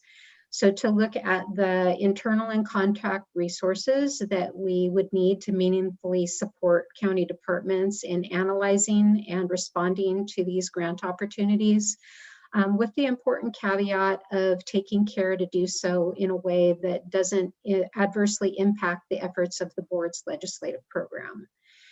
It also poses the question to the board if you would like to expand the program to provide a comprehensive view of grant efforts of all county departments, since the program right now is not fully focused on all the county's needs, and to present options for building program capacity. So the county's grant program is currently staffed by an internal MA3, that's myself, and I spend about 15% of my time on the grants program, with the remaining 85% of my time dedicated to the legislative program. And we have a contracted grant specialist, Ashley Walker, with Nossaman LLP, that's under contract to provide services to the county for these grant efforts at $84,000 per year. We work on a small number of grants, about 10 to 15 each year, depending upon their complexity. And in addition to that, we provide notices of funding opportunities to county departments and interact with the departments to try to provide strategic advice and consultation to help them understand where opportunities exist for programs they're looking for funding on. And when we find a grant funding opportunity, to review it with them to make sure their project fits, and to try to look at how competitive they might be in the application, so that we're not wasting a lot of time applying for grants that we wouldn't, that the county wouldn't be very competitive on. So, but the program is not designed to represent the county's overall grant funding efforts, priorities, or needs. And this kind of came up when we were doing the annual grants program that was adopted by the board in January. I think that there might have been a skewed perception that what that program was representing all the county's grant efforts, and it really isn't. We don't currently have the capacity to look at what all the departments are doing and to prioritize. And so this is kind of a program we work with departments on an as needed and as requested basis. So I also just kind of wanted to highlight that the work that we're doing and the consultant resources that we're using are fully absorbed by the work that we're doing on the program. So if we were to try to shift additional resources into working on the grants program, it would inadvertently affect the efforts of the board's legislative program. So I just want you to be aware of that. In approaching this referral, we thought that the most important thing was to talk to the department heads directly. And so we went to the department heads meeting in March, and we asked, we told them about the referral, and we asked, like, where is it that you would like to see where is it that you need additional help in applying for grants? And we followed up that meeting with a survey to all the county department heads, asking a series of questions to try to get a better pulse on where the gaps are in terms of where the needs are. So what we heard was that they would like to see increased assistance in the grant application review and development process, asking specifically for more notifications of funding opportunities, more specific assistance researching opportunities for specific projects. They'd like to see us develop an internal county website that included a bunch of different grant funding resources and information and links to different places where you could search for grant funding. They'd like to see us posting past county grant applications so that a department might be able to use another department's description of the county or demographic information or other kind of useful information that could be taken from one grant application and used in another to reduce duplication of efforts. and that they would like to see an increase in more specific one-on-one consultations about determining competitiveness for projects. And an area that they asked for help on that we don't currently provide is they asked for assistance with grant and technical writing assistance. Another series of questions that we asked the department had to do with when you find out about a funding opportunity and you don't submit a grant application, why is that? And the responses were generally that they were either unable to meet the grant requirements, which could include like a matching funding requirement, or they couldn't meet the timeline to submit the grant, or that they didn't have enough staff to work on the grant application itself. They also provided additional comments that were really kind of beyond the scope of the Strategic Grant Services Program, but that I thought were important for you to know, in terms of them saying that if they were awarded funding, that they thought that they didn't have enough staff to work on grant administration or on implementing the proposed project or program. So later on in the presentation, I'll outline 5 different options for your consideration, which could address these needs that were identified by the departments. I wanted to go back just a little bit and provide you with a brief history of the staffing and resources that have been part of the county's grants program. Starting back in fiscal year 16, we had a Management Analyst 3 that was solely focused on the county's grants program. And we also had the $84,000 contract with NOSSMN to provide the strategic grant services. What happened was that MA3 left the county for a different job in November of 2017. We didn't fill the position. And then in the FY 17-18 budget, there was a funding shortfall. So that MA3 position was eliminated from the CAO office budget, and the grant funding contract was reduced to $54,000. And that at that point, basically, I started taking on some of the duties of the grants program and have done my best to do as much as we can to keep it going. So as I said, I spend about 15% of my time. I rely heavily upon Ashley Walker to help the county with the grants. And then in last year's budget, during the budget hearings, there was an increase that the board made kind of in recognition of both the legislative and the grant funding efforts. And so the grants contract was restored to the $84,000 level, but there was no additional increase internal staff that was added at that time. So I just wanted to make you aware of that, so you kind of had a historical perspective. Definitely the #1 challenge that we face is a staffing shortfall to bring more resources to this program. And I think it's worth saying also that the board's legislative program workload has increased kind of monumentally over the last 5 years. It's probably a 2 to 3-fold increase over what we were doing just 5 years ago, which is wonderful that the board and the county are so engaged, but it makes it more difficult to allocate the resources that this grants program, I'm sure, merits. So with that, what I'll do is I will pull up, if you'll allow me to share my screen, the options that we looked at in terms of how we might address this.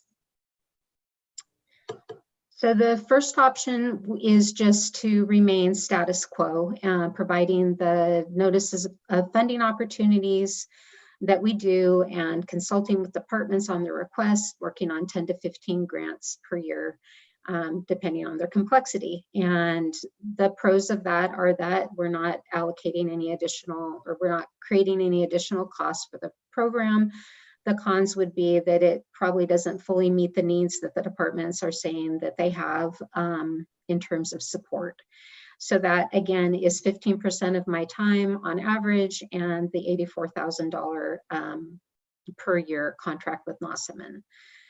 And the second option would be to continue what we're doing and add on to that by providing a weekly notification of funding opportunities to departments to try to to try to just like push departments to apply for more grants and make them aware of more opportunities. And we know that as soon as we do that, there's gonna be a corresponding increase in the inquiries that our department receives for help.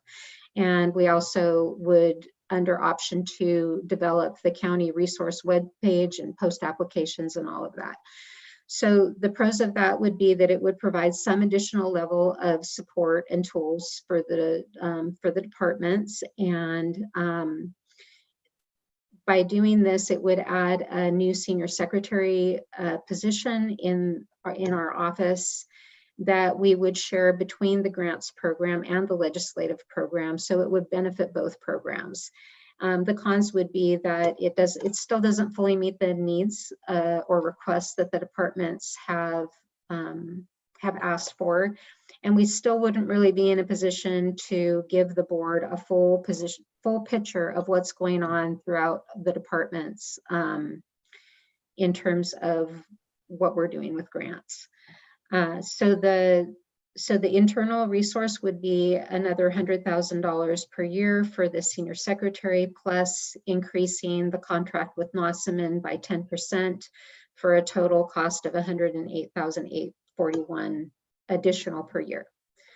Option 3 builds on options 1 and 2. And basically in this option, we're just upping the ante in terms of increasing the responses, for county requests and consultation and related staff support.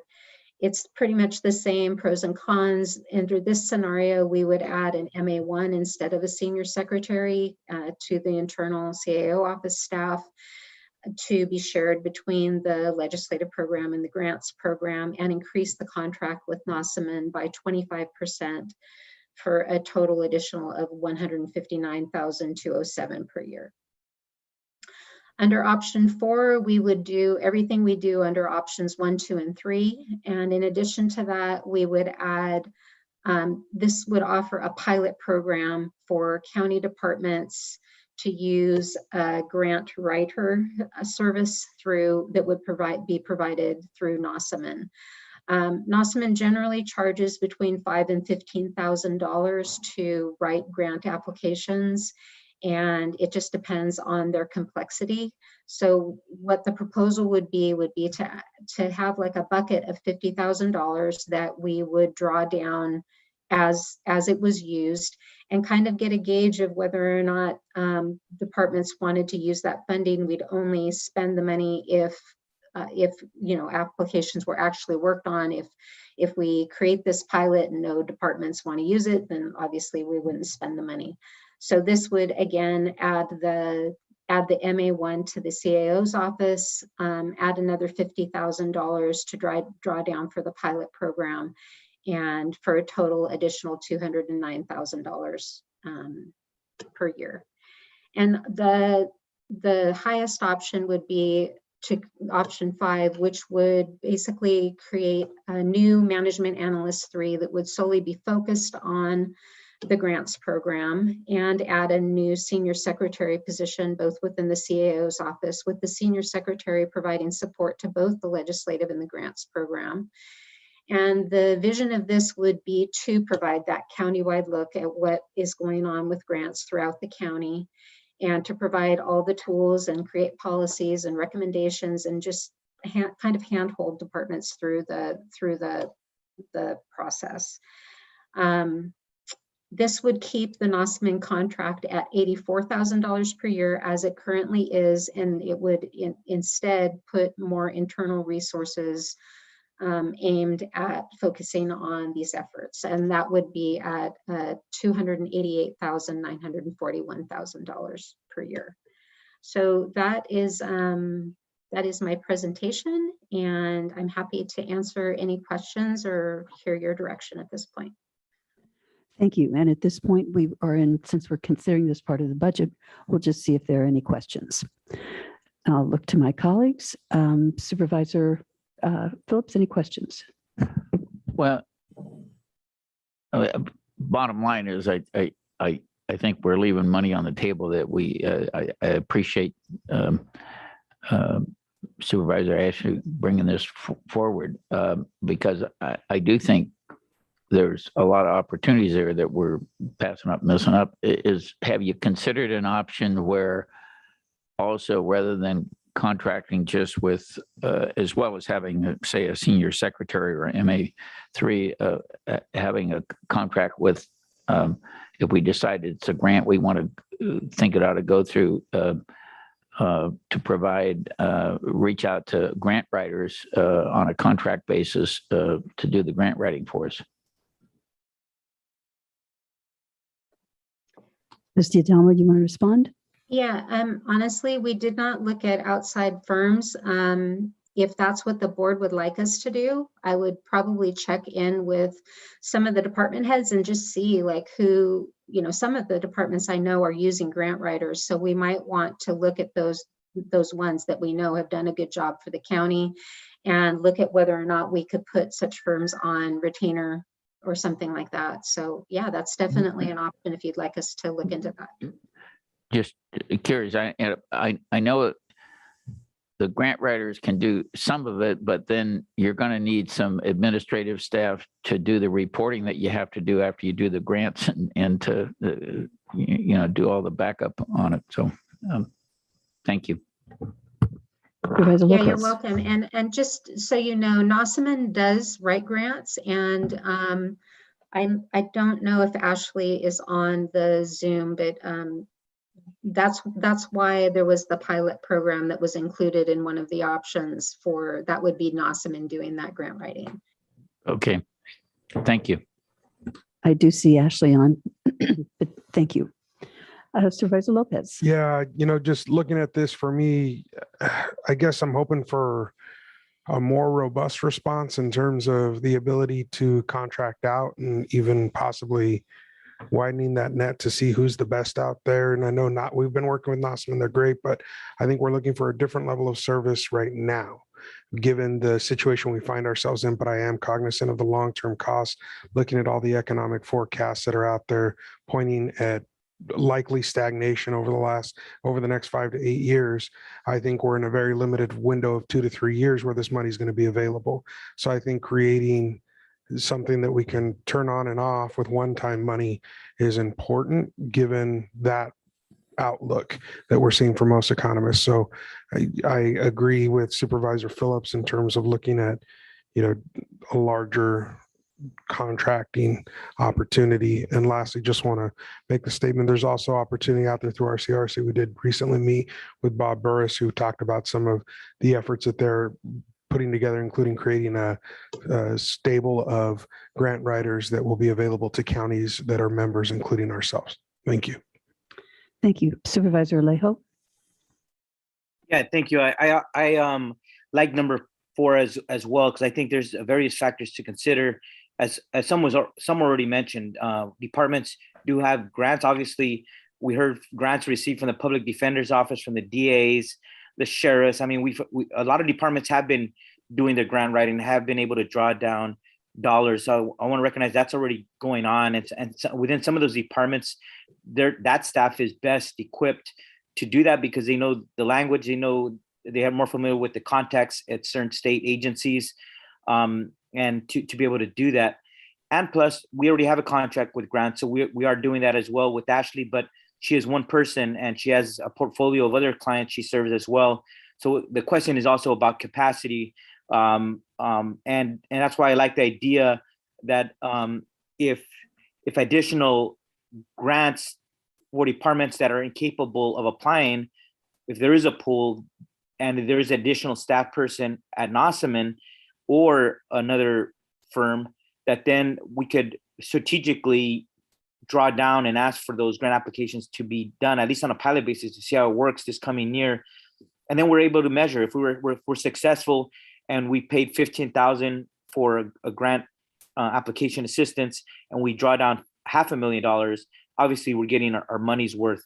But just to open it as a free fall without much strategy, when we do already have a grant writing, when we do already have different departments applying for dozens of grants, we see the outcomes of that all the time. I want us to not just say, let's just hire more staff, because we've done that with sustainability, communication today from one position. It becomes a secretary, it becomes the conferences, it becomes the memberships, it becomes the overhead. It multiplies many times over. And it's not going to be sustainable for us to keep doing that with every new position. At some point, with the budget outlook that we have, there's going to come some tough decisions that we're going to have to be had. On the grant bank, I think that's a great idea. I don't know if it requires a secretary year after year to doing that. I think somebody temporarily could be hired to gather those applications, put them on an internal county website. It seems like it's a short assignment, maybe updating it on a contract basis in the future, but a permanent secretary position, I think, is a little bit too much for that. And I'm just cognizant of the cost, and certainly something like that could be done on a temporary assignment basis. And then once it's up on the website, enough of those are on the website, I think it'll serve its intended purpose. So that's where I'm at on it. Thank you. Supervisor Rudowski. Thank you. Thank you for the comprehensive assessment and the work that you did, Annette, to go out and reach out to our department heads to find out exactly sort of what the needs were. I definitely hear the need for additional support to maintain the current level of IGLA expectations that we've put in recent years. In terms of the grant, with these options that are before us, I'm hearing that there seems to be support for option number 4, and utilizing sort of contract grant writing. Whether we have a bank of contractors who are ready to go. I know in a previous life I did a lot of grant writing, and it seems like it should be just super straightforward and you just write the thing and it's done, but we all know that it's much more complicated than that, and the level of management and documents to keep track of and pull together does become very complex very quickly. So the grant bank idea, I think, is a great one. Having someone in county staff who is able to sort of coordinate and manage that and keep a cohort of grant writers who are ready to go and jump at the that we can just turn on and off. I think Supervisor Lopez's comment about, there may be this short window that we have access to state and federal funds out there, that and I wouldn't want us to build a program that takes a year to get up and running. I think that having something that we can activate as quickly as possible with folks who know what they're doing and can, we can just put them to work, I think would be really important.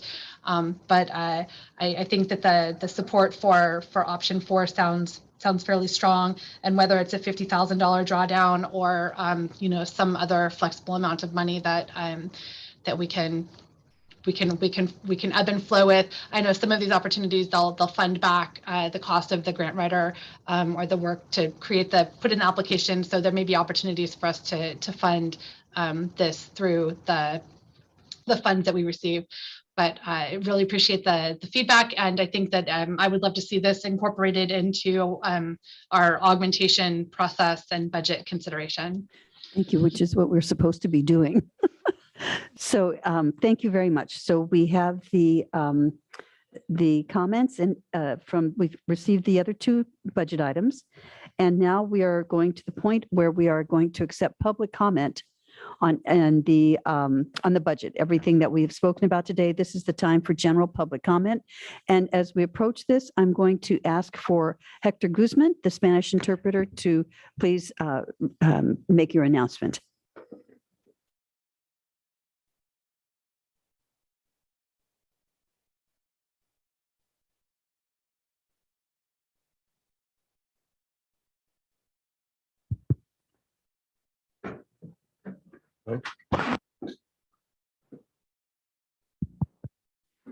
Hi, members of the chamber. My name is Hector Guzman, and I'm gonna be doing the interpreters meeting today. I would be doing doubling Spanish English for the participants in the room and via Zoom or telephone. So I'm going to say it in Spanish for the Zoom. Para los participantes en vía Zoom o por teléfono, por favor, hablar frases cortas, hablar fuerte, pausen al final de sus oraciones, den la palabra al intérprete para que transmita su mensaje sin interrumpirlo. Una vez que el intérprete acabe de transmitir su mensaje, por favor, sigan con sus comentarios, intercambiándose la palabra con el intérprete. Para los participantes de español en la reunión de hoy, aquí en el salón, por favor, vengan a mí para decirles cómo vamos a hacer el proceso. Gracias. Thank you. Thank you very much. So as I indicated, this is public comment. And so I will tell the public that if you're calling in on Zoom, the telephone controls are press *9, which will enable you to raise your hand. And then you can press *6, which will allow you to unmute yourself. So again, this will be comments on the budget and comments on the referrals that we had today as well. People who wish to speak will have 1 minute and 30 seconds to do so. And I see we have a few hands raised, so we'll start right in. And our first speaker will be Cesar Lara. Good afternoon, members of the Board of Supervisors. Cesar Lara. On the budget, many details to go over, but a couple in particular is supportive of the public defender's budget request for a racial justice attorney. I think it's well in place, and also really happy with continuing with the immigration attorney. For the sheriff's department, our concerns are still there around proper staffing. And, part of it is a staff audit and a financial management audit. And it's really connected with the oversight committee component. But, so many of the positions could be reclassified or rehired as prison, correctional staff instead of full deputies to use better use of public funds. And lastly, I want to bring up an issue. The state of Colorado, a number of counties and jurisdictions have started this program called the STAR program, which is a support team assistance response, it's called. I'll send an article with background, but instead, as people call 911 with mental health or mental health issues, a specialized team is called, and instead of a full foreign officer, and they found really success there, and so really supportive of that. And thank you for the process. Thank you very much, Mr. Lara. And our next speaker will be Robert Frischmood. Robert, if you can press *6 to unmute yourself.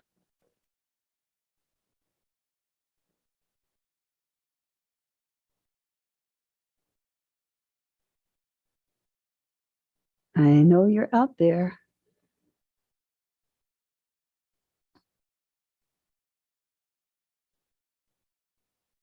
Again, if you could press *6, Robert, then you can unmute. There we go. Thank you. Okay.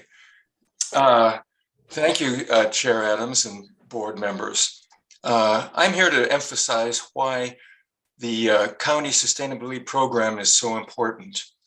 Ashley Paulsworth is the leader of this program, and she has initiated a countywide program. And this was always in the county's general plan, but has never started until she did it. To do this, she has put together advisory groups of different stakeholders throughout the county. For example, agriculture is the second highest emitter of greenhouse gases after transportation. Norm Groot, the executive director of the Farm Bureau, is in her agricultural group and works closely with her. Building these community-wide groups is essential to implement the plan she is creating. So you can see that Ashley has taken on an enormous but important challenge. She is an extremely capable person, but she needs help in terms of resources. That is staff, contractors, and budget.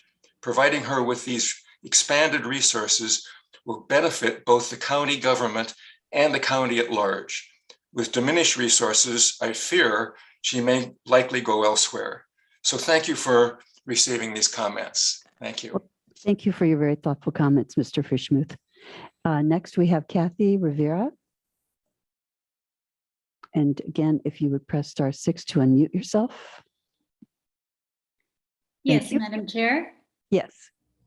Supervisors and county staff, my name is Kathy Rivera, and I'm a resident of Seaside.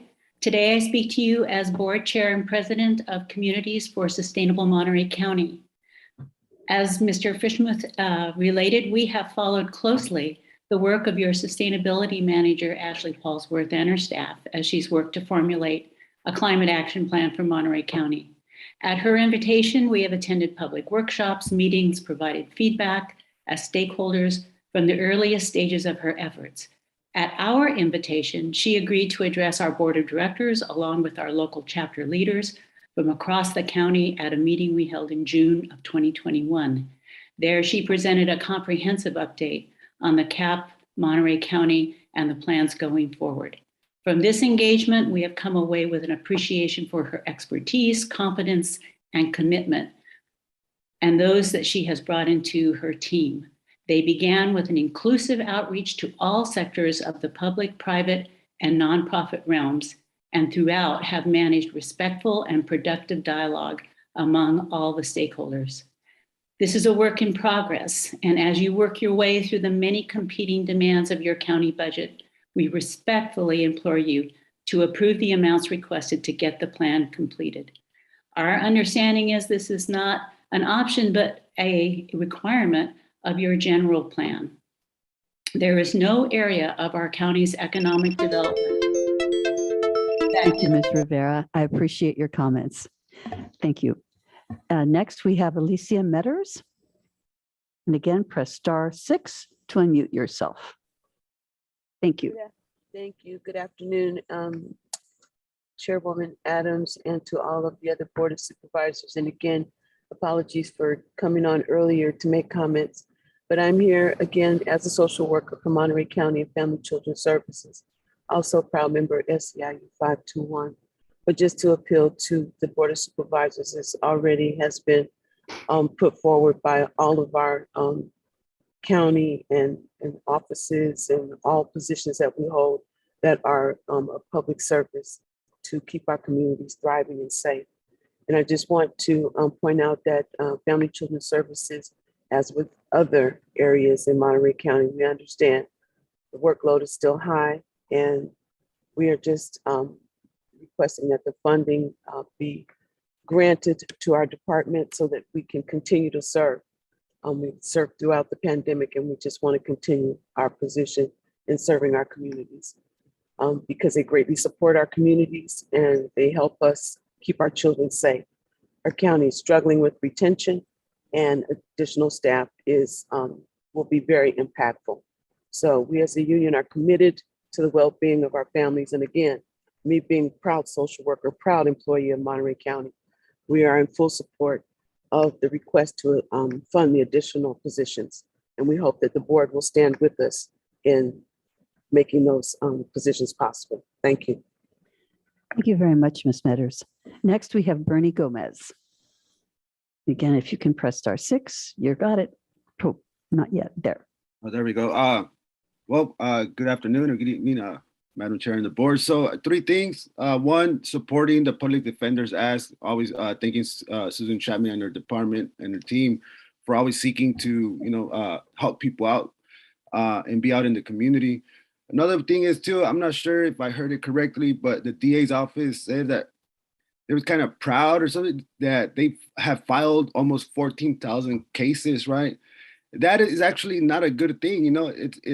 If you think about it, that means that there's more happening in Monterey County, that there is more crime being committed. Do we ever think about, why is this happening here? How is the county addressing the root causes of this? How are we actually reducing the amount of people that are going through the criminal justice system, right? It's just, it's thinking about like the narrative, it's just how do we use county dollars more efficient and to address the specific needs, right? Another thing too, the sheriff's department he just stated that they had to arrest someone that was clearly suffering from a mental issue or on a mental health crisis, right? I think addressing the ever increasing sheriff's budget by reinvesting sheriff dollars to more social and effective solutions that will address the actual community needs be more cost effective, is safe for all families, and reduces the burden of exhaustion, right, of these sheriff deputies' work is where this county needs to focus it's how it moves its budget. But thank you. And I look. Thanks so much, Mr. Gomez. And now we have Eloise Shim. You can press *6 to unmute yourself. There we go. Okay, Eloise Shim here. So for the last 2 years, I've paid $2,000 a month for a motel room in Seaside to keep off the streets. And before that, I had 4 jobs in 3 different school districts, and 1 administrative job in PG. And even then, I could barely stay housed. For 3 years, I lived in a trailer in Seaside, paying well over 50% of my income. When the pandemic money, the emergency rental money came, Seaside denied me, and I had to go to Hartnell College to reapply to the United Way chapter of the emergency services. The Housing Authority sends me a letter in the mail every 6 months with a 20-digit number on it, and telling me to keep the letter in case they call me for to determine whether I'm on their housing list. And that's been going on for 10 years, and they never call me. So really, it seems to me that all of these different things that you give money to in the budget, all they do is they collect the taxpayer money. They don't distribute it. They sit on it for a rainy day when it's been a drought for 10 years. And meanwhile, everybody else has to go out and volunteer their services and be good little plebeians for the county.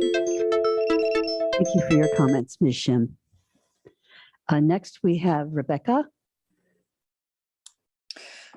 Hi, Rebecca Dimitrick here. I just want to respond to the request by Animal Services. I'm sorry I missed the thing, but I saw the presentation, downloaded it. If I'm correct, $108,000 for 3 mobile clinics per month. I am all in favor of providing reduced cost spay and neuter programs. I'm in favor of trapping feral cats and providing them with necessary medical screening, vaccinations, neutering, but I'm not in favor of taxpayers' dollars going for dumping cats back on the streets. It's a cruel and inhumane practice, and it's increased in Monterey County. I've even found very friendly cats that went through the system. I mean, incredibly friendly, come up onto your lap and let you pet them, dumped in a feral colony. That's not right. So something wrong is going on there. Before you agree to spend taxpayer dollars to spay and neuter something like 1,260 animals, if I'm doing the calculations correctly, take a minute to consider, is this really the best way to spend the money right now, especially if it's going to pay for feral cats being dumped back on the streets that becomes everybody's problem, and also an environmental issue when these cats can cause tremendous damage to bird populations and even cause toxoplasmosis in our marine mammals. So please, please, please consider that. And also, yes, please support our sheriffs with additional funding. Give them what they need to protect us. Thank you. Thank you very much for your comments. And next we have Gary Malay. If you want to unmute yourself by pressing *6. There we go. And I'm not going to turn the clock on for you. Oh, well, you can turn it on. I'll be polite of all the other callers. I want to thank you, Chair Adams, for letting me speak. And I wanted to publicly thank Nick Chulos for his very thorough presentation on our behalf. And I wanted to thank the board in general for their understanding that for no fault of the counties, emergencies and disasters are becoming more and more frequent and more devastating. And that you also understand the requirement for emergency management to adapt to that.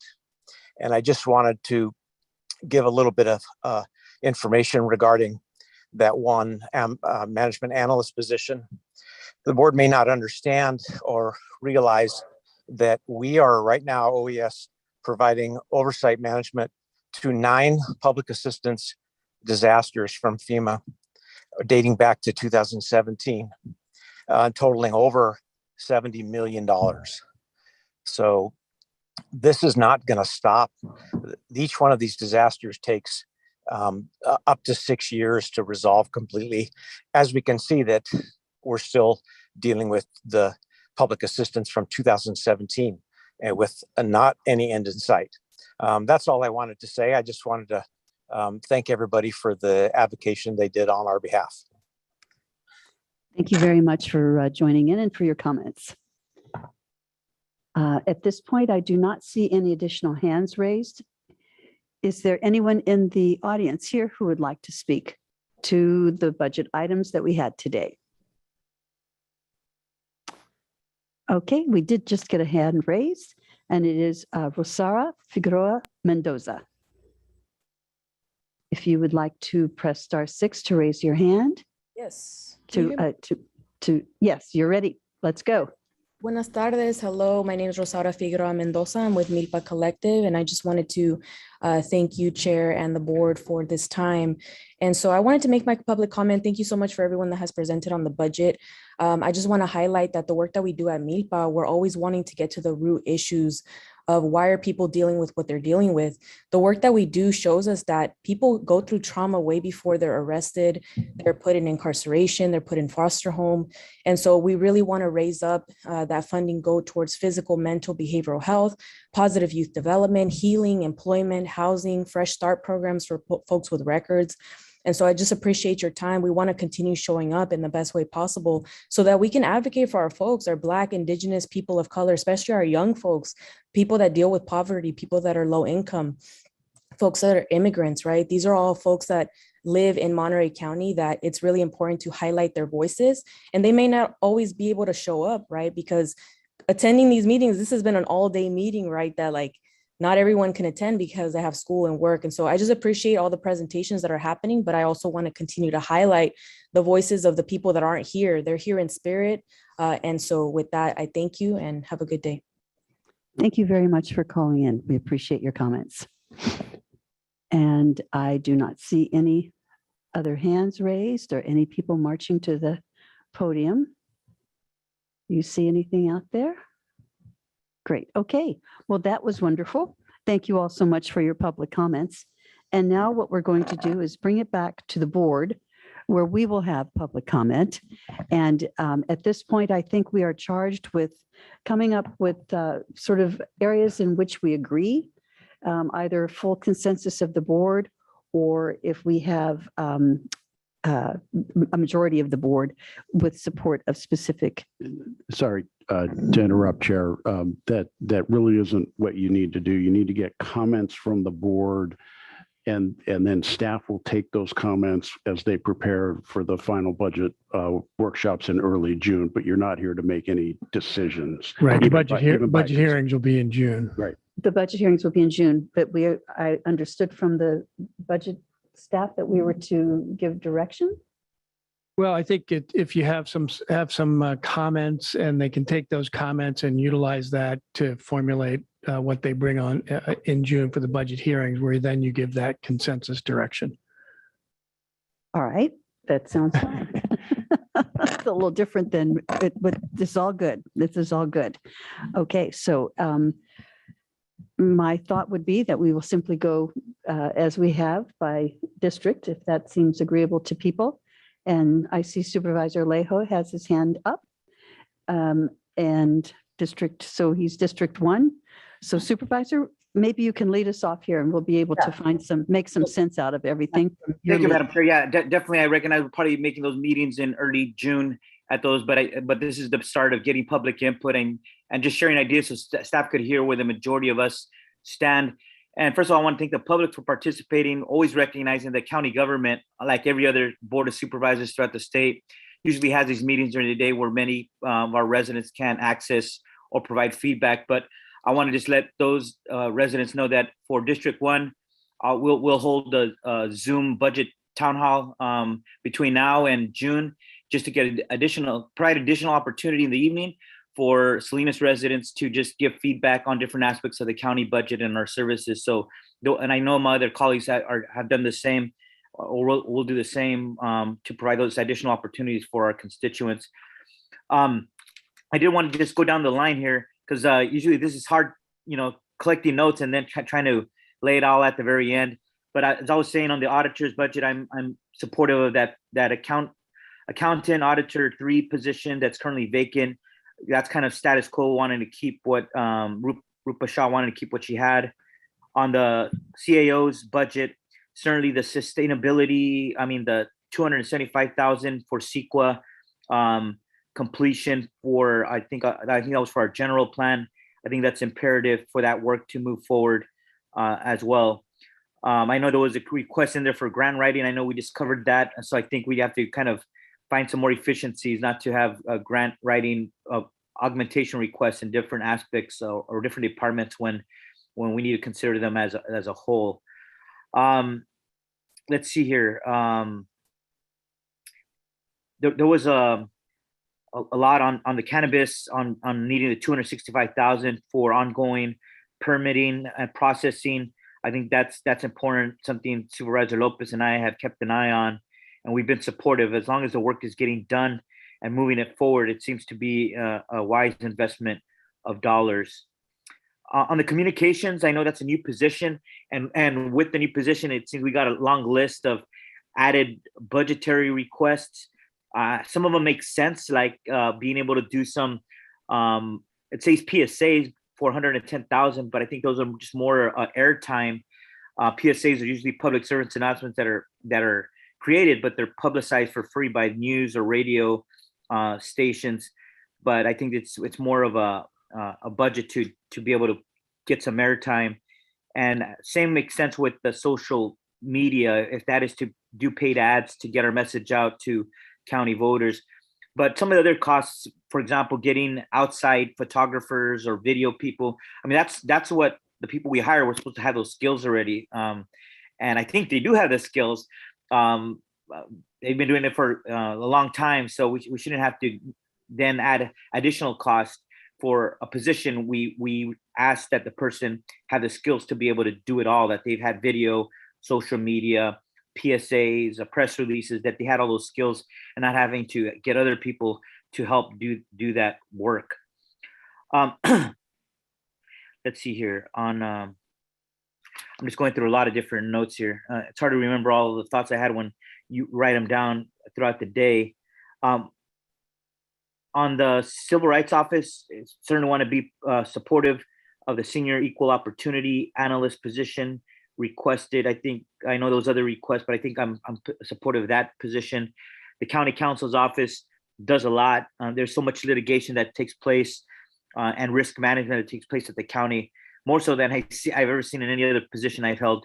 And certainly this is, again, trying to keep status quo with the increased cost, similar to the increased cost faced by the Sheriff's Department. And that Sheriff's Department was also status quo as well. On the Health Department, I know Health and Social Department of Social Services has a long laundry list of a lot of different requests. I like that the Health Department, most of those are paid for. It was only a very small fraction that wasn't there. But the only thing I would say to Director Jimenez is, I know there's another separate referral that is dealing with the significant surplus in Mental Health Services Act funding. I hope that is also comes to us a plan before the early June, so that we could kind of make sure that that money is not sitting in a reserve account. Although I know it's important to have a portion for a healthy reserve, but that the money is going out to deal with to help the people that it was intended to help, be it residents with mental health services needs, be it our homelessness residents, where there is a tremendous need. But I know I've also asked in the 3H committee on the crisis response team. That is that team of social workers that works with law enforcement when there is residents or a person with a crisis or mental health issue, that they could respond and help law enforcement and really help de-escalate a situation. And we've had those cases that I know are hard to call when things are happening, but when we have a large Mental Health Services Act reserve, we should be looking at how could we strengthen that critical tool that could help de-escalate some situations and save lives as also. Also on Lori's Lori Medina's Department of Social Services. Again, there was a lot of ask there.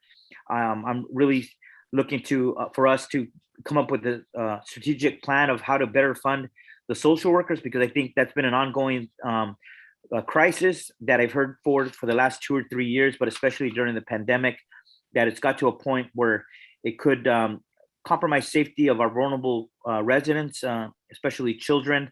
But also, I don't think any of our department wants to be in a situation where it's under scrutiny because it was short-staffed and wasn't able to do the adequate and necessary follow through with some of its vulnerable clients. So if I remember anything else on my long list, Madam Chair, I'll go at the very end again, but I think that's the most of what I wanted to express here. Thank you. Thank you very much, Supervisor Lejo. Now we'll go to District 2. Madam Chair, I jotted down some things. I don't know how organized they're going to be, but I agree with Supervisor Leo about the property tax section in the auditor's office. I think that's important that we support that. And I got to say, some of these things that were requested was done procedurally, but we don't have a lot of choice about it. We've already authorized those, and we got to go forward on those. So obviously on all those that we authorized, and basically it provided the funding or the roadmap for the funding, I would support those. The OSC and emergency services, I think we have to beef that up and support it. $415,000 for a security fence, I'm not crazy about, but we saw what we had to do. We did that for the probation department when we did it, and I think probably they faced some of the same issues that we did there. So I think that's important. The sustainability, the CEQA, that's another thing that we don't have much choice about. The cannabis, I don't think using the outside firms is necessary, so we can expedite and get past that. So I think we have to, or I have to support that. I'm like we talked about before, I'm inclined to put some more money into our lobbyists and how we expand it, just what we talked about. I think, as Chris has mentioned, we have some money out there and we have a limited short life on it. And so we better get on it.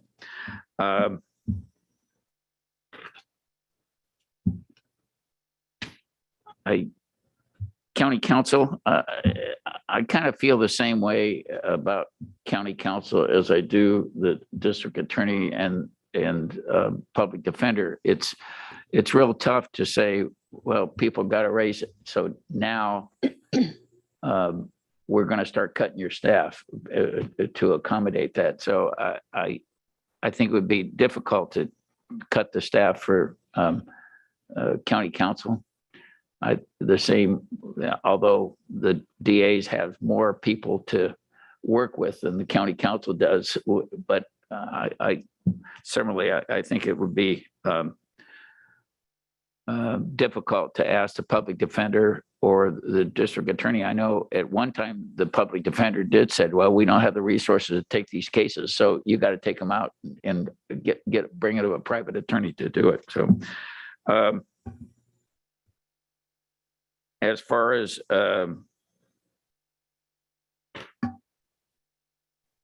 DSS,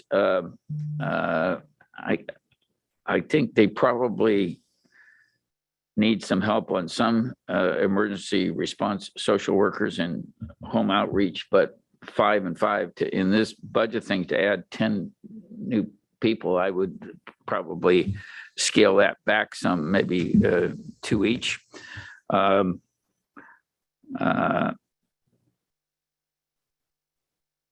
What else they got?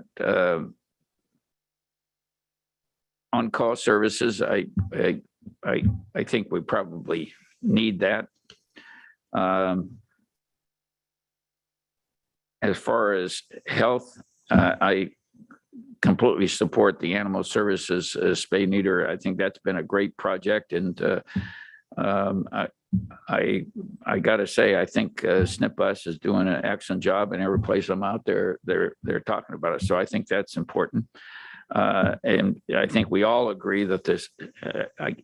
I can't imagine a worst case scenario of having a sexual victim that then has to be transported up out of the area and then go through that without the support system they're going to have down it. I mean, that's the first time I heard about that, but obviously that's something we don't have a choice about funding.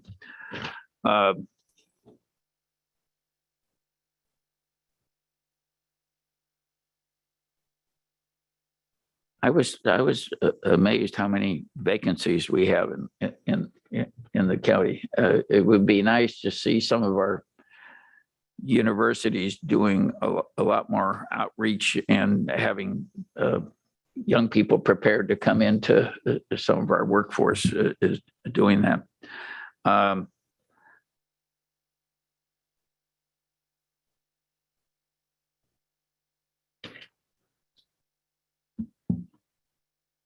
Public Works, I obviously the Pajaro matter, that $2 million has to be funded. Hopefully we find the grant funding for that.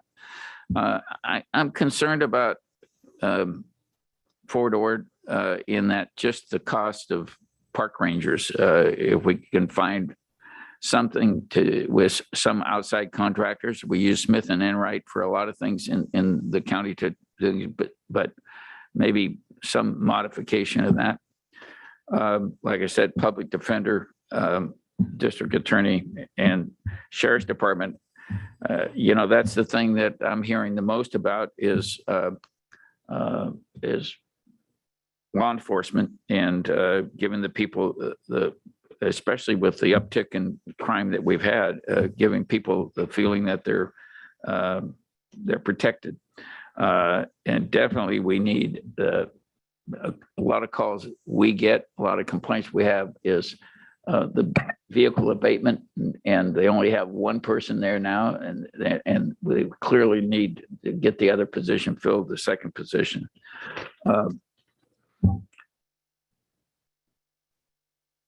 And I think the defibrillators, things like that, we definitely need. And, if we don't end up funding the sheriff's department correctly, then we just ended up with overtime, and they come back and we ended up having to do a budget augmentation down the road anyway. So fuel costs, that's going to be an issue too. So anyway, I may come up with some other ideas as I'm listening to my colleagues.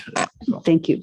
Supervisor Lopez. Thank you, Madam Chair. And I'll also reserve that right to come back at the end, as everyone has. It has been a long day of capturing information. And as we go through them, I know I've got some notes, but missed some as well. So I've got a quick question to staff, actually. I know we've done the Salinas Valley Promise. Last year, we said we'd fund it for 2 years. Is that already included in the baseline?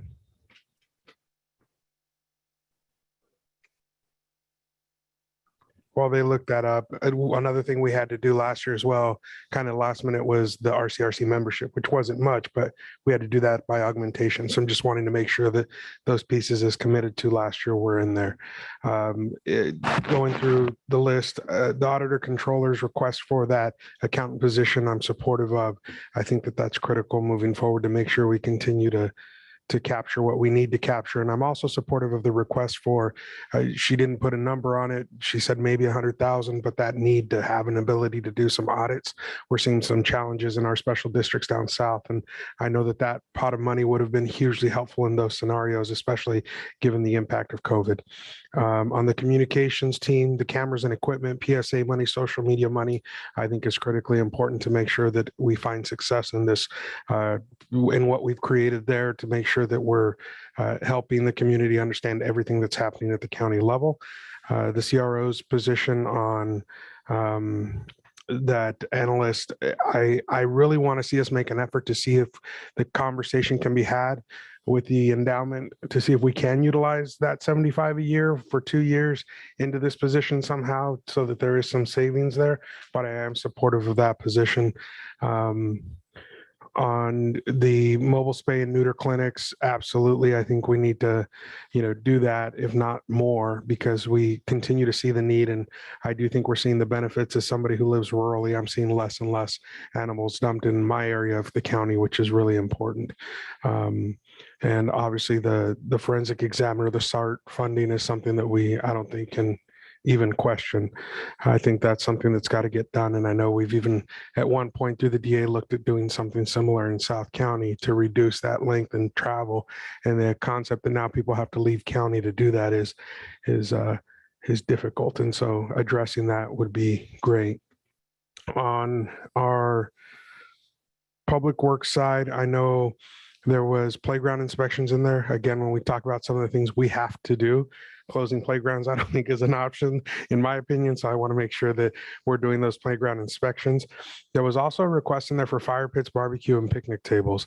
And I know I whispered this to the judge at an event on Friday, but I'd love to see a partnership with Rancho Cielo, see if we can get that cost down. They're doing some welding. They've been doing woodwork, and finding a way to create those park benches and barbecue pits and everything else would be wonderful. And so I just want to throw that out there as a maybe. On the public defender, DA, and sheriff, I don't have a solution. Those are really big numbers, but I do want to express support for finding solutions specifically for the field positions to start, but then making sure that we are addressing the community's challenges. Having the largest district geographically, I know that response times can be extremely long for our community. We are pretty resilient folks down south, but we do expect when we call someone to show up. And so that need to make sure that we are covered is a priority for me, and making sure that we have the ability to have that flex, not just in the field positions, but vacant positions as well, to allow for people to go through the academy, and that succession planning to occur is really important. And so making sure that we have a larger discussion as we come to the hearings in June around those positions is something that I want to make sure happens. And the last one is the Gonzalez Library request. Obviously, we've got cannabis funding out there. On the cannabis piece, a request to make sure that permits get taken care of in speed and on time is important, because that's what eventually leads to additional money coming into the cannabis program. And so I'm supportive of that request at the 265, I think it was, to make sure that we get that taken care of and continue to promote that industry's growth. But on the other side, having that pot of funding that currently exists, we've all got different ideas on what we think is important. But I think one of the ways we sold the concept of this program to the community was these one-time needs. It's not saying that's always what it needs to be, but I do see this as an opportunity. Getting, at the end of the day, a $9.5 million facility for 1.8 is a huge win. I know that there's been several partners, and there's a huge fundraising effort underway to make sure that we fundraise down in the community the rest that's necessary, as well as bonds and things that communities have self-assessed to make this facility happen. But I would love to see some support for that request as well. Thank you, Madam Chair. Thank you, Supervisor. And now I'll go to Supervisor. Can I just ask clarification, Supervisor? I heard you ask about the RCRC piece, but did you also mention the promise? Yeah, the Salinas Valley Promise and RCRC. And so both of those, you're requesting that they get put into basically the budget at this time. Are they already in? My assumption was they were in based on last year's discussion, but I thought that was just a clarifier. Yeah, we did do a 2-year commitment last year. We did a 2-year commitment last year. Okay. All right. So that's something that we need to make sure we address and see if we get board support at either today or. Yeah, today we just discussed what Dwayne with the County Administrative Office, Dwayne Woods. Today we just discussed the augmentation request. We'll check and see if it's in the baseline. If the direction was given in last year, we'll make sure if it's not in there that it's in there, as long as the direction was given last year. Great. Thank you. And RCRC as well? Okay. That's just a membership, right? Right. Yeah, I don't know particularly if that's in there, but it is one of our annual memberships. Thank you. Supervisor Rudascu. Whew, okay, I've got a spreadsheet here. So I'm going to start with a couple general questions first. So I want to make sure that I'm really clear about, and we're all on the same page about the CIP process, because I know that there were a couple capital improvement requests included in this list of augmentations. I also know that we have, for instance, other requests that are working their way through the CIP process, but as unfunded priorities. The one specifically that I'm tracking most closely is the social services property on Broadway. We've been out for a couple site visits. The facility is in dire need of attention, and there's a huge opportunity, a much larger opportunity with that particular property. My understanding is that we just simply need an initial $200,000.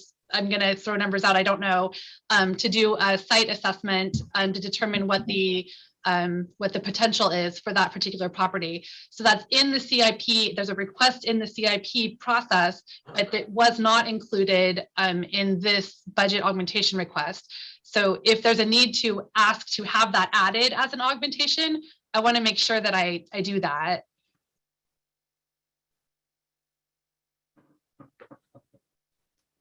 And I'm not sure who the right person to ask that question to. Well, we have Dwayne approaching, so I think Wonderful. He'll do just very well. Good afternoon. To round back on the other one, RCRC is already in the baseline. And then to kind of give a context on the capital improvement program, it is a parallel process with the budget process, and it is actually a tool that is used in building the recommended budget.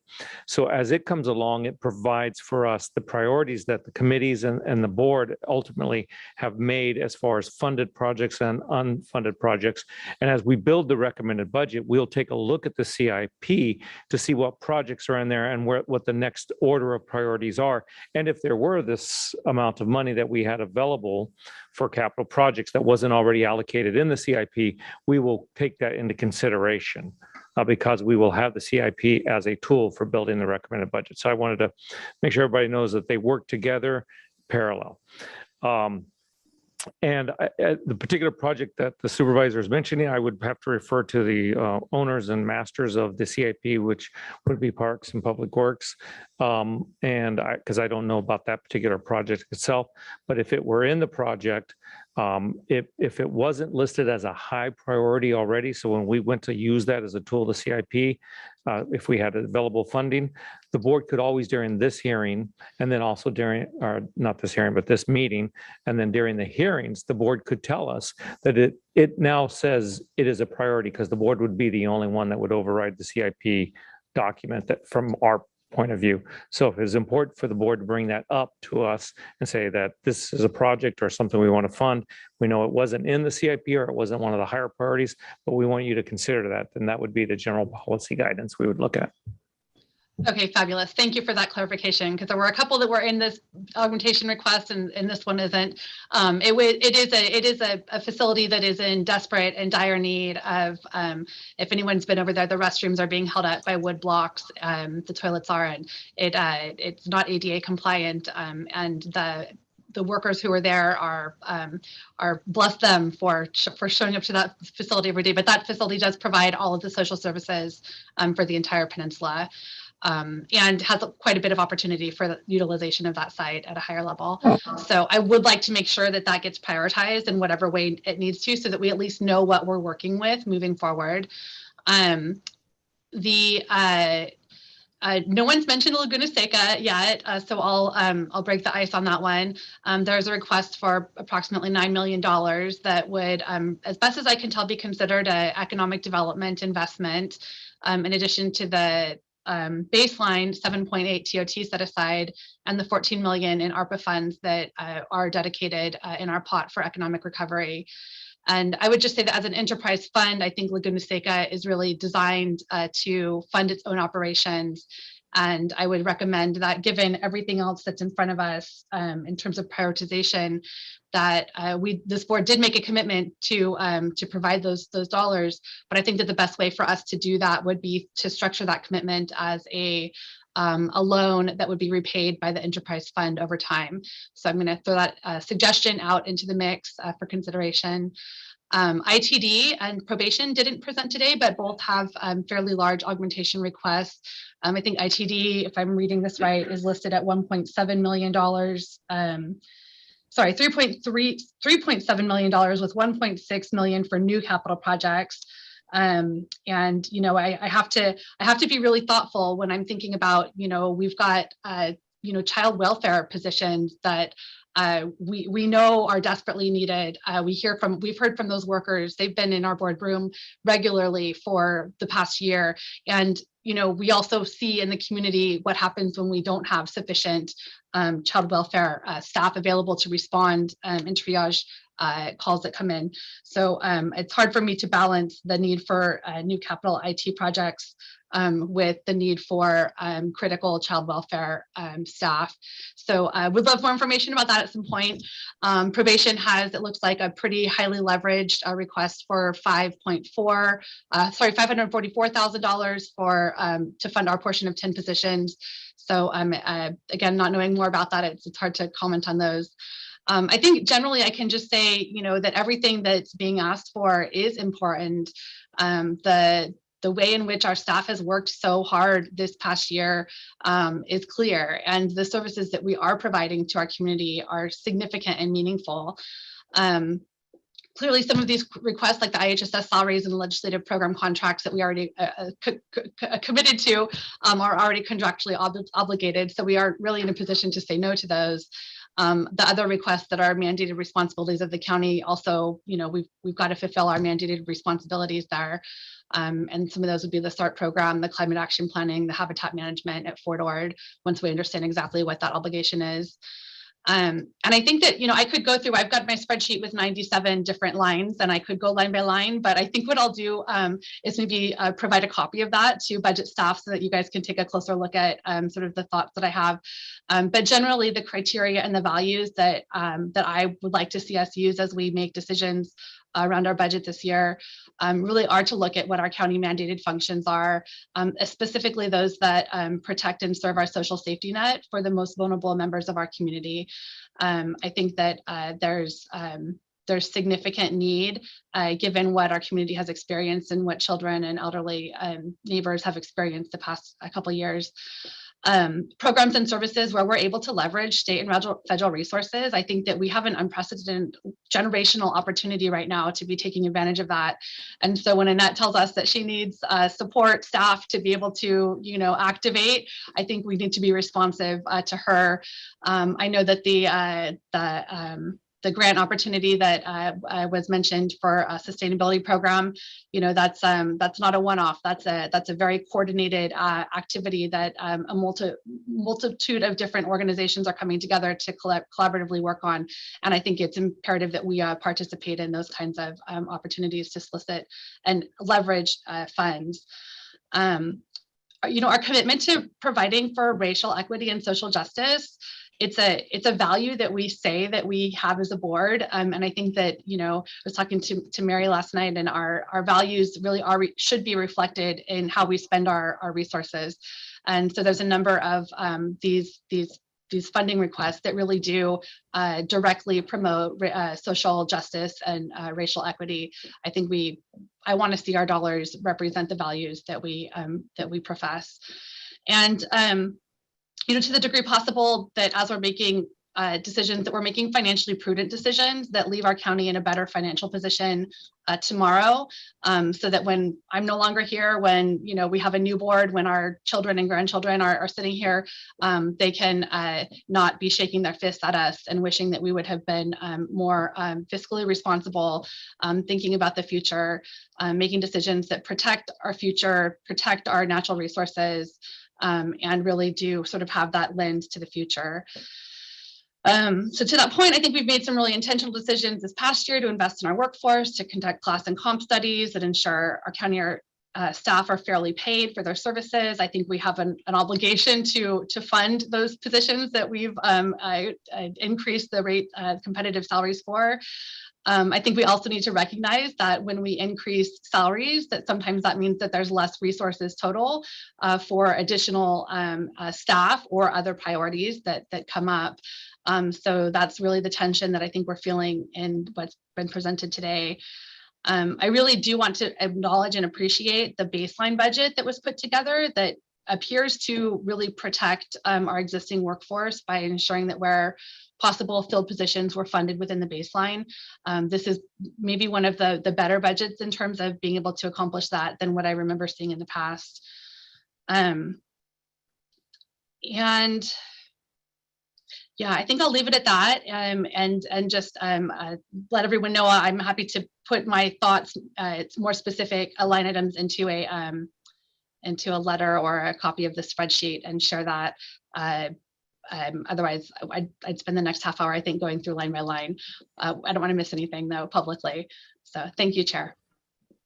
Wendy, thank you very much for your truly thoughtful and well-researched comments. They came from the heart and the mind, and I thank you for them very much.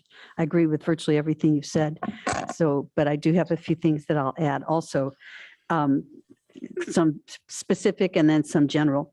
But I know in the last year, we approved a lot of employee agreements that included the wage increases to be able to retain our existing employees and also to recruit new talent. And without these adjustments, we're not competitive with neighboring jurisdictions. So we need to ensure that we're paying our employees wages that allow them to live here. I'm aware that we've not heard from all of the department heads, and this is not the full scope of augmentation requests. So I hope that we're going to be able to ensure that those that we're not mentioning here, those that didn't come forward today, don't get sort of left in the wind. Without going into the specifics of each department or augmentation, I just have some broad suggestions that the budget office may want to take back as you prepare for the recommended budget. And one is that we need to include all the augmentations that have funding sources or revenue streams that do not come from the general fund. Just as an example, the health department and public works position requests from other funds, and there are lots of grant funded positions. I know the wage and benefit increases have already been negotiated and approved, so we need to ensure that those are all in. I think that we should look at funding programs that would have an unintended consequence of lost revenue funding if not implemented, or programs that are leveraged by grants or other revenue, but that require a match. I think those are critical for us to ensure we cover. Example are the HCD augmentation for the housing element. We'll lose some funding opportunities for affordable housing if that isn't completed. The road fund positions to implement pilot bonding program, which would reduce the ballooning deferred maintenance costs that we have. We haven't even talked about the bonding program, but my hope is that we can seriously look at that in the coming year. And also the social service IHSS positions. I believe that the augmentations that could cause greater costs if not implemented have long-term repercussions. As an example, the HCD and the Public Works fire fuel mitigation activities, and facilities that are related augmentations that should be funneled. I think that we should take a look at exactly what we were talking about earlier about ensuring that we've got things funneled through the CIP process that don't get just kicked out. I am supportive of moving forward with the OAS restructuring, and I support all the programs and activities that are related to affordable housing for our workforce, particularly that requested by HCD and the homeless outreach request from social services, and anything that is related to the general plan implementation, including the climate action plan. I think that the on-call services in HCD are critical in addressing the backlog and continuing to implement the City Gates recommendations, the first one. I think as well the cannabis augmentation within HCD needs to be done too. So as Chris had said earlier, so that we need to spend some money so that we can make more money. And I think that's very important. I am just so appalled by the whole SART program situation. And I just want to know if there's anything that we can do to help recruit someone from out of the area to come into our community so that we're able to have this program back in shape. I started off saying that this morning, that could you imagine what that would be like? And, you know, there are people who are experiencing that. I am supportive of the auditor's position. I'm supportive of The legislative position, I think I liked option 4. The general plan, the other work for HCD, the public defenders. These are just some of the things that I thought about. And any environmental health position at all, I think is absolutely critical to do, because it slows everything down when you can't have somebody from environmental health go out and approve whatever it is that needs to be approved. Those are the main things, but I'm going to end my comments on my favorite subject, and that is the cannabis assignment account. I just can't let it go, because I just feel like we've done such good things by having the latitude to have a pool of funding that we're able to use to put forward projects that really change people's lives on an intimate level.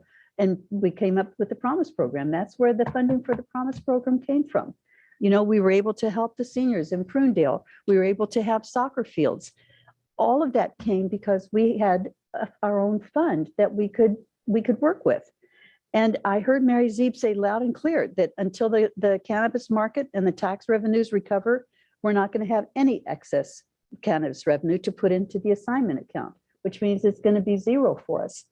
I just cannot help but think that there is another funding pool that we ought to look at. It'll be one-time funding for us, but taking a look at what we're doing with the unassigned fund balance, you know, to put $30 million toward the pension program in this year is a lot of money. $30.6 million will go into a new program that we agreed to start paying down a debt. I agree, but do we have to put 30.6 million in? You know, maybe we should put 25 in, maybe we should put 20 in. Even if we put the full 30.6, there would be 9 left that we could put into the cannabis assignment account. And, you know, I know you guys get sick and tired of hearing me talk about it, and I act like it's my own little piggy bank. It's just, I guess I just see what we've done. And I don't believe that those things would have happened if we hadn't had the ability to really have something that we could go to, because we don't know where the pots of money are from which we can pull special things. So if anybody agrees with me, I would really appreciate your saying so, because unless we say so now, we're not going to see it. It's not going to come in the budget. So I will end my comments with that for now. Thank you. Supervisor Phillips? Yeah, just to take off on a few of those things. I was never a fan of having the cannabis account. As you know, I was saying from the get-go, this is a general fund. It should go into the general fund. But I've since turned around on that, because it is nice to have funds as crises come up, where things come up throughout all over our county, and we can step in and do something with it because we have an account that we have some control over after the budget. So I totally agree. I want to see us keep the cannabis account. I realize administration doesn't like that, but I'd like to see us keep the cannabis account. While we're on it, I mean, that's what we said we were going to use for Laguna Seca. And with all due respect, I didn't think this was a time we were going to undo what we said we were going to do and say it alone. We said we were going to do it. And while I'm on that, I do think we have to look at our development set-asides too a little bit.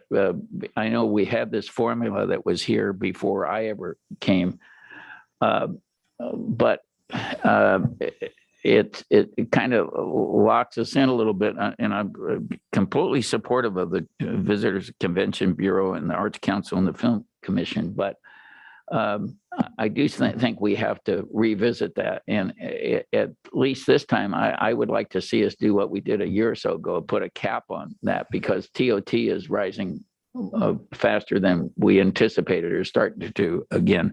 And so some of that, if you chopped off and put a thing, you could come up with 500,000 that we could use towards Laguna Seca, which is the biggest generator at TOT, or to the Promise Program, or some of the other ones that provide us a little more flexibility. So that's something I'd like to see the budget people focus on a little bit, to see if we can siphon off some of that money that's going in there, especially this year. We put money into ARPA money into the Visitors Convention Bureau. So they had some other money too. I'm not saying cut it, but maybe a cap on it. So and that may provide us a little more flexibility of some money that ought to go in the other things in the community. Thank you. And I see Supervisor Lejo's hand is up, and then we'll go to Supervisor Lopez. Yeah, I on the cannabis assignment account, I don't see it as too controversial. I want to continue what we have been doing. What we did in our budget last year is that with projected cannabis funds that were at that point at the beginning of the year not in the account yet, what we do is we project the amount that is going to be gained by cannabis, and we allocate it to critical county core needs. What was left over gets put into the cannabis assignment account, and that has not proven to be problematic. Seeing this year, there's going to be some needs that in the budget in early June, we're going to say this is we're going to fund it through this amount of cannabis, and whatever is left over is going to go into that assignment account. So I don't see what the controversy is. I think it makes sense. If we don't do that, there will be adverse significant impact to different departments in many different ways. And I also just want to express support for the Salinas Valley Promise. I think that's a critical program. I know we'll get more youth participating from now through June, just voicing the support. I think that's had a tremendous impact. I also want to raise just concern because I know the soccer complex folks will come as well. There's a more recent issue that I'm going to file a referral on only because the Department of Fish and Wildlife have now got involved because of the impacts to the creek, to the environment, and the adjacent property. So it's really something that needs to be worked out between the city, us, and the regional soccer complex. But there are environmental issues, and I think the lieutenant of the Fish and Wildlife Department has sent a letter that I think the county staff has received. But I will do referral to bring that forward as we need to coordinate on how to deal with those environmental impact and issues there. I did want to just express on Laguna Seca because that's a separate matter. It came to Budget Committee at our last hearing, but it's coming separately to this full board because we did vote to approve the money needed for the track and the bridge, but what we didn't decide is where would the money come from. And I know Supervisor Askew and I have different approaches on this. She, as she articulated, was to do some kind of a loan.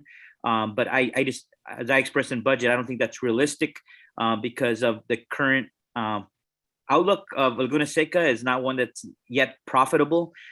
So I think we do have some funding from a mix from Laguna Seca accounts, an unassigned fund balance that we had put on hold of $3 million, and also some funding from the cannabis assignment account. So I think it was my recommendation, a combination of all three. But prospectively, if Laguna is able to be profitable, a portion of that profit should go into a capital improvement account so that it could meet the future needs when the track has to be repaved or bathrooms go out or radios go out or other things. There is a capital improvement assignment account just for Laguna Seca, which it has never had. And Mr. Narigi has expressed support for something like that, I believe, at one of our past hearings.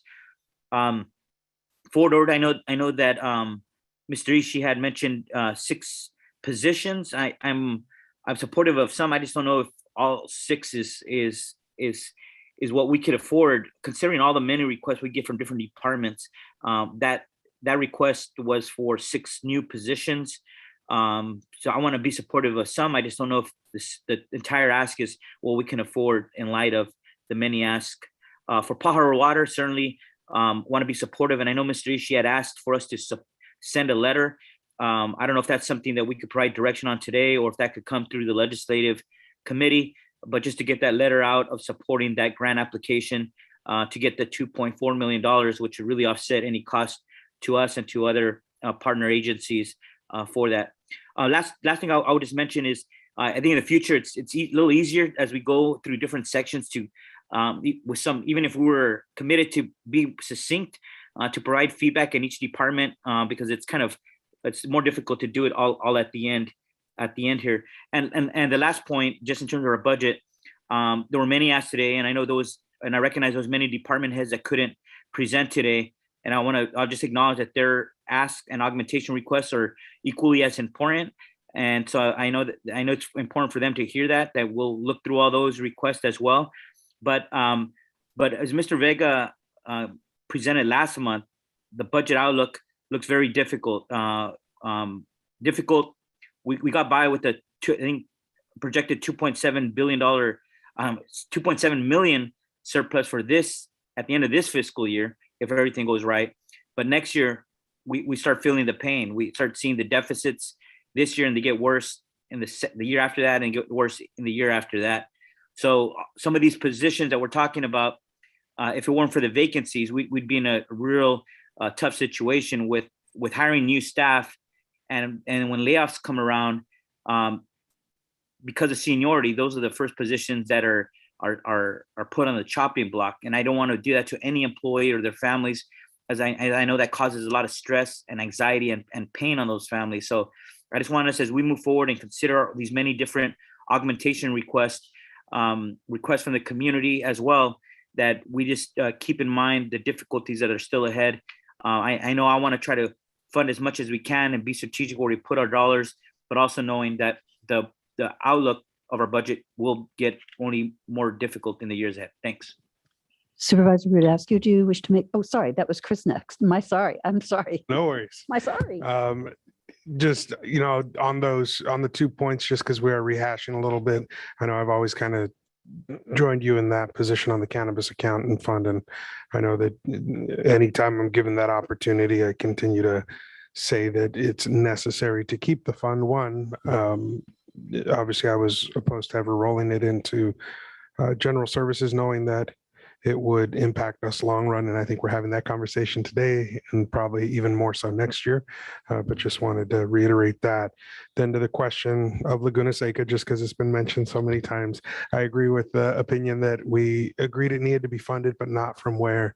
And for me, I know I pitched from the first meeting and asked staff to analyze the concept of a loan from TOT to be paid back at a 0% year over year, 1 million a year.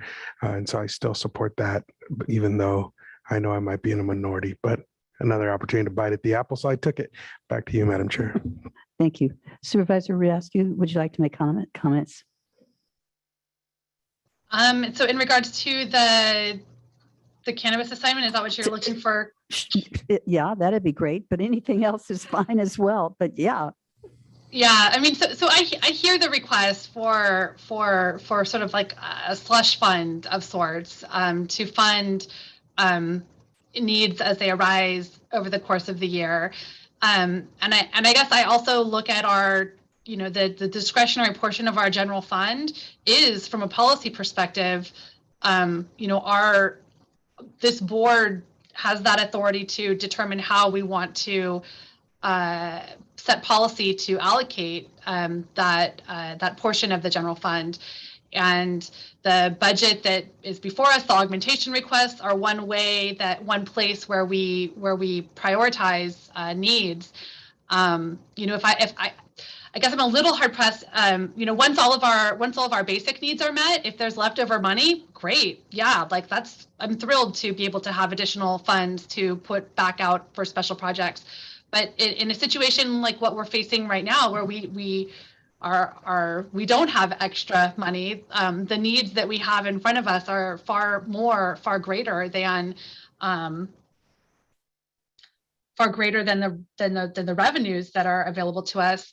I'm a little more hard pressed to say, that we should prioritize a slush fund over child welfare workers, for instance. I couldn't make that decision. I could not prioritize that over some of these very basic and critical needs that are before us. So I think keeping the cannabis assignment as an assignment, and if we get really lucky and the cannabis industry begins thriving again, and we experience a significant increase in revenue that comes before us, Yeah, absolutely. It would be great to be able to do one-time special things for the community.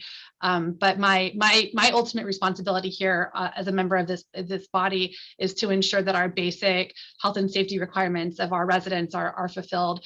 And knowing the significant needs of my residents, I know your residents, our residents, we have thousands of homeless children. We have 160,000 of our residents rely on Medi-Cal, much of that the county provides services for. And for me, those really have to be the priorities that I have before me to fulfill those responsibilities first and foremost. So I don't know if that answers the question or the direction that was looking, and I guess to step back. It certainly wasn't the direction I was looking for. I can tell you that for a fact. Yeah, Mary Zeev said there's not going to be any, if we don't specifically ask for money now, there will be no cannabis assignment account. Boom. Right. So one way for us to get to a cannabis assignment or slush fund would be to structure a slush fund. That's offensive. Okay, sorry, I'm not trying to be offensive.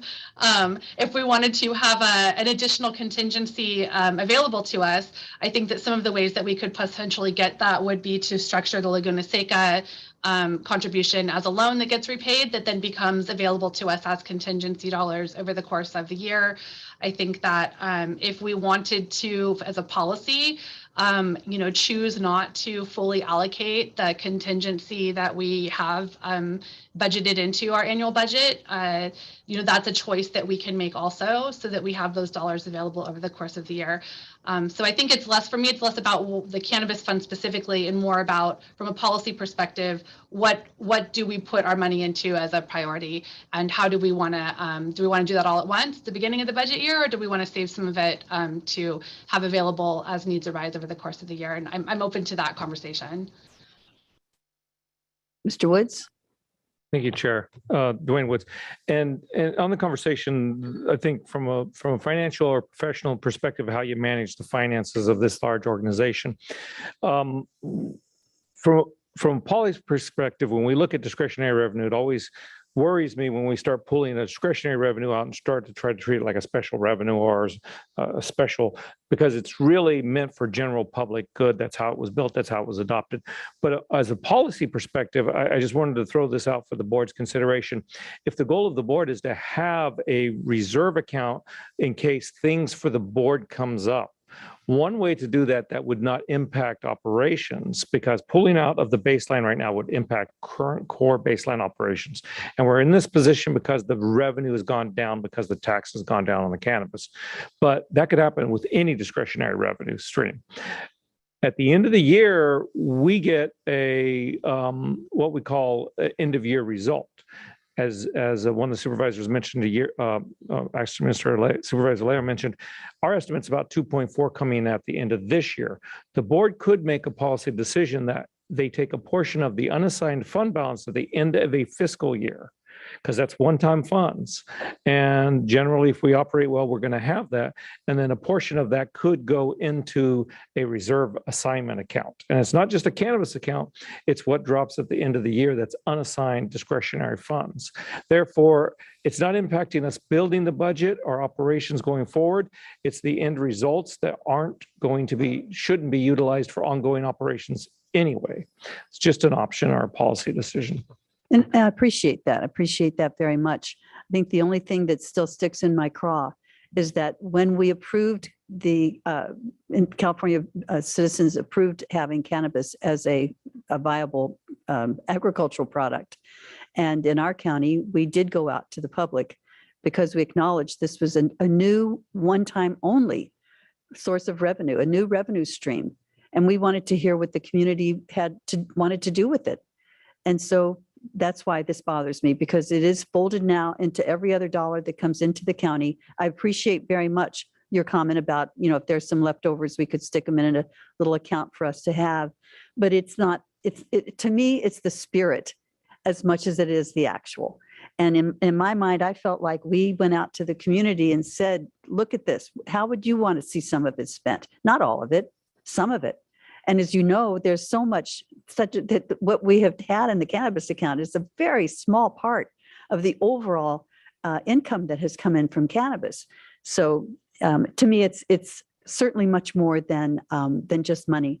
it's really the spirit of the issue.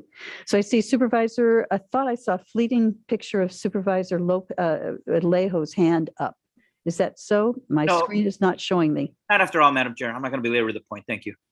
Okay. Any other comments from anyone before we close this agenda item out? Okay, well, thank you very much for all of that. We've had board discussion and direction, and no more comments from the board. Seeing none, then if we could get a readout from closed session from County Council. Thank you, Honorable Chair, members of the board. There is no reportable action. I would remind the board, we're going to recess back into closed session when we're done here quickly to follow up on one matter. There will be no reportable action from that, so the board can adjourn from closed session. Thank you. So with that, I adjourn the Monterey County Board of Supervisors meeting for April 5th, 2022. And not to go too quickly, because now I'm going to open the joint meeting of certain boards of supervisors and their standing committees. I'm calling to order the joint meeting of certain boards of supervisors standing committees. Could we have a roll call, please? Good afternoon. Let the record reflect all supervisors are present, with Supervisors Adams, Phillips, and Lopez appearing in person, and Supervisor Askew and Alejo appearing via video conference. Thank you. And we have one scheduled matter, which is going to be presented by County Council Les Gerard. Thank you, Honorable Chair, members of the board. This is the regularly scheduled AB 361 findings for the indicated standing committees. We need a motion that the governor's proclamation of emergency is still in effect, that the board has reconsidered, the committees have reconsidered the circumstances of the pandemic, and that the Monterey County Health Officer continues to recommend social distancing in legislative body meetings, which he does, and the governor's proclamation is still in effect. So moved. Thank you very much. We have a motion and a second. And could we have a roll call vote, please? Supervisor Alejo? Aye. Supervisor Phillips? Aye. Supervisor Lopez? Aye. Supervisor Askew? Aye. And Chair Supervisor Adams. Aye. And with that, I'm going to adjourn the joint meeting of the certain boards of supervisors of standing committees, and I'm going to call to order the joint meeting of the Board of Supervisors and Boards of Directors. Could I have a roll call, please? Good afternoon. Let the record reflect all supervisors are present, with Supervisors Adams, Phillips, and Lopez appearing via in person, and Supervisor Askew and Alejo appearing via video conference. Thank you. And we have one scheduled matter, which will be discussed by County Council. Thank you, Honorable Chair, members of the board. Same report, same motion, please. Thank you. Could So we have a moved. motion. So we have a motion from Lopez, second by Phillips. Please have a roll call vote. Supervisor Alejo? Aye. Supervisor Phillips? Aye. Supervisor Lopez? Aye. Supervisor Askew? Aye. And Chair Supervisor Adams. Aye. Thank you. And with that, I'm going to adjourn the joint meeting of the Board of Supervisors and the Boards of Directors. The end. And recess to closed session, from which we will adjourn.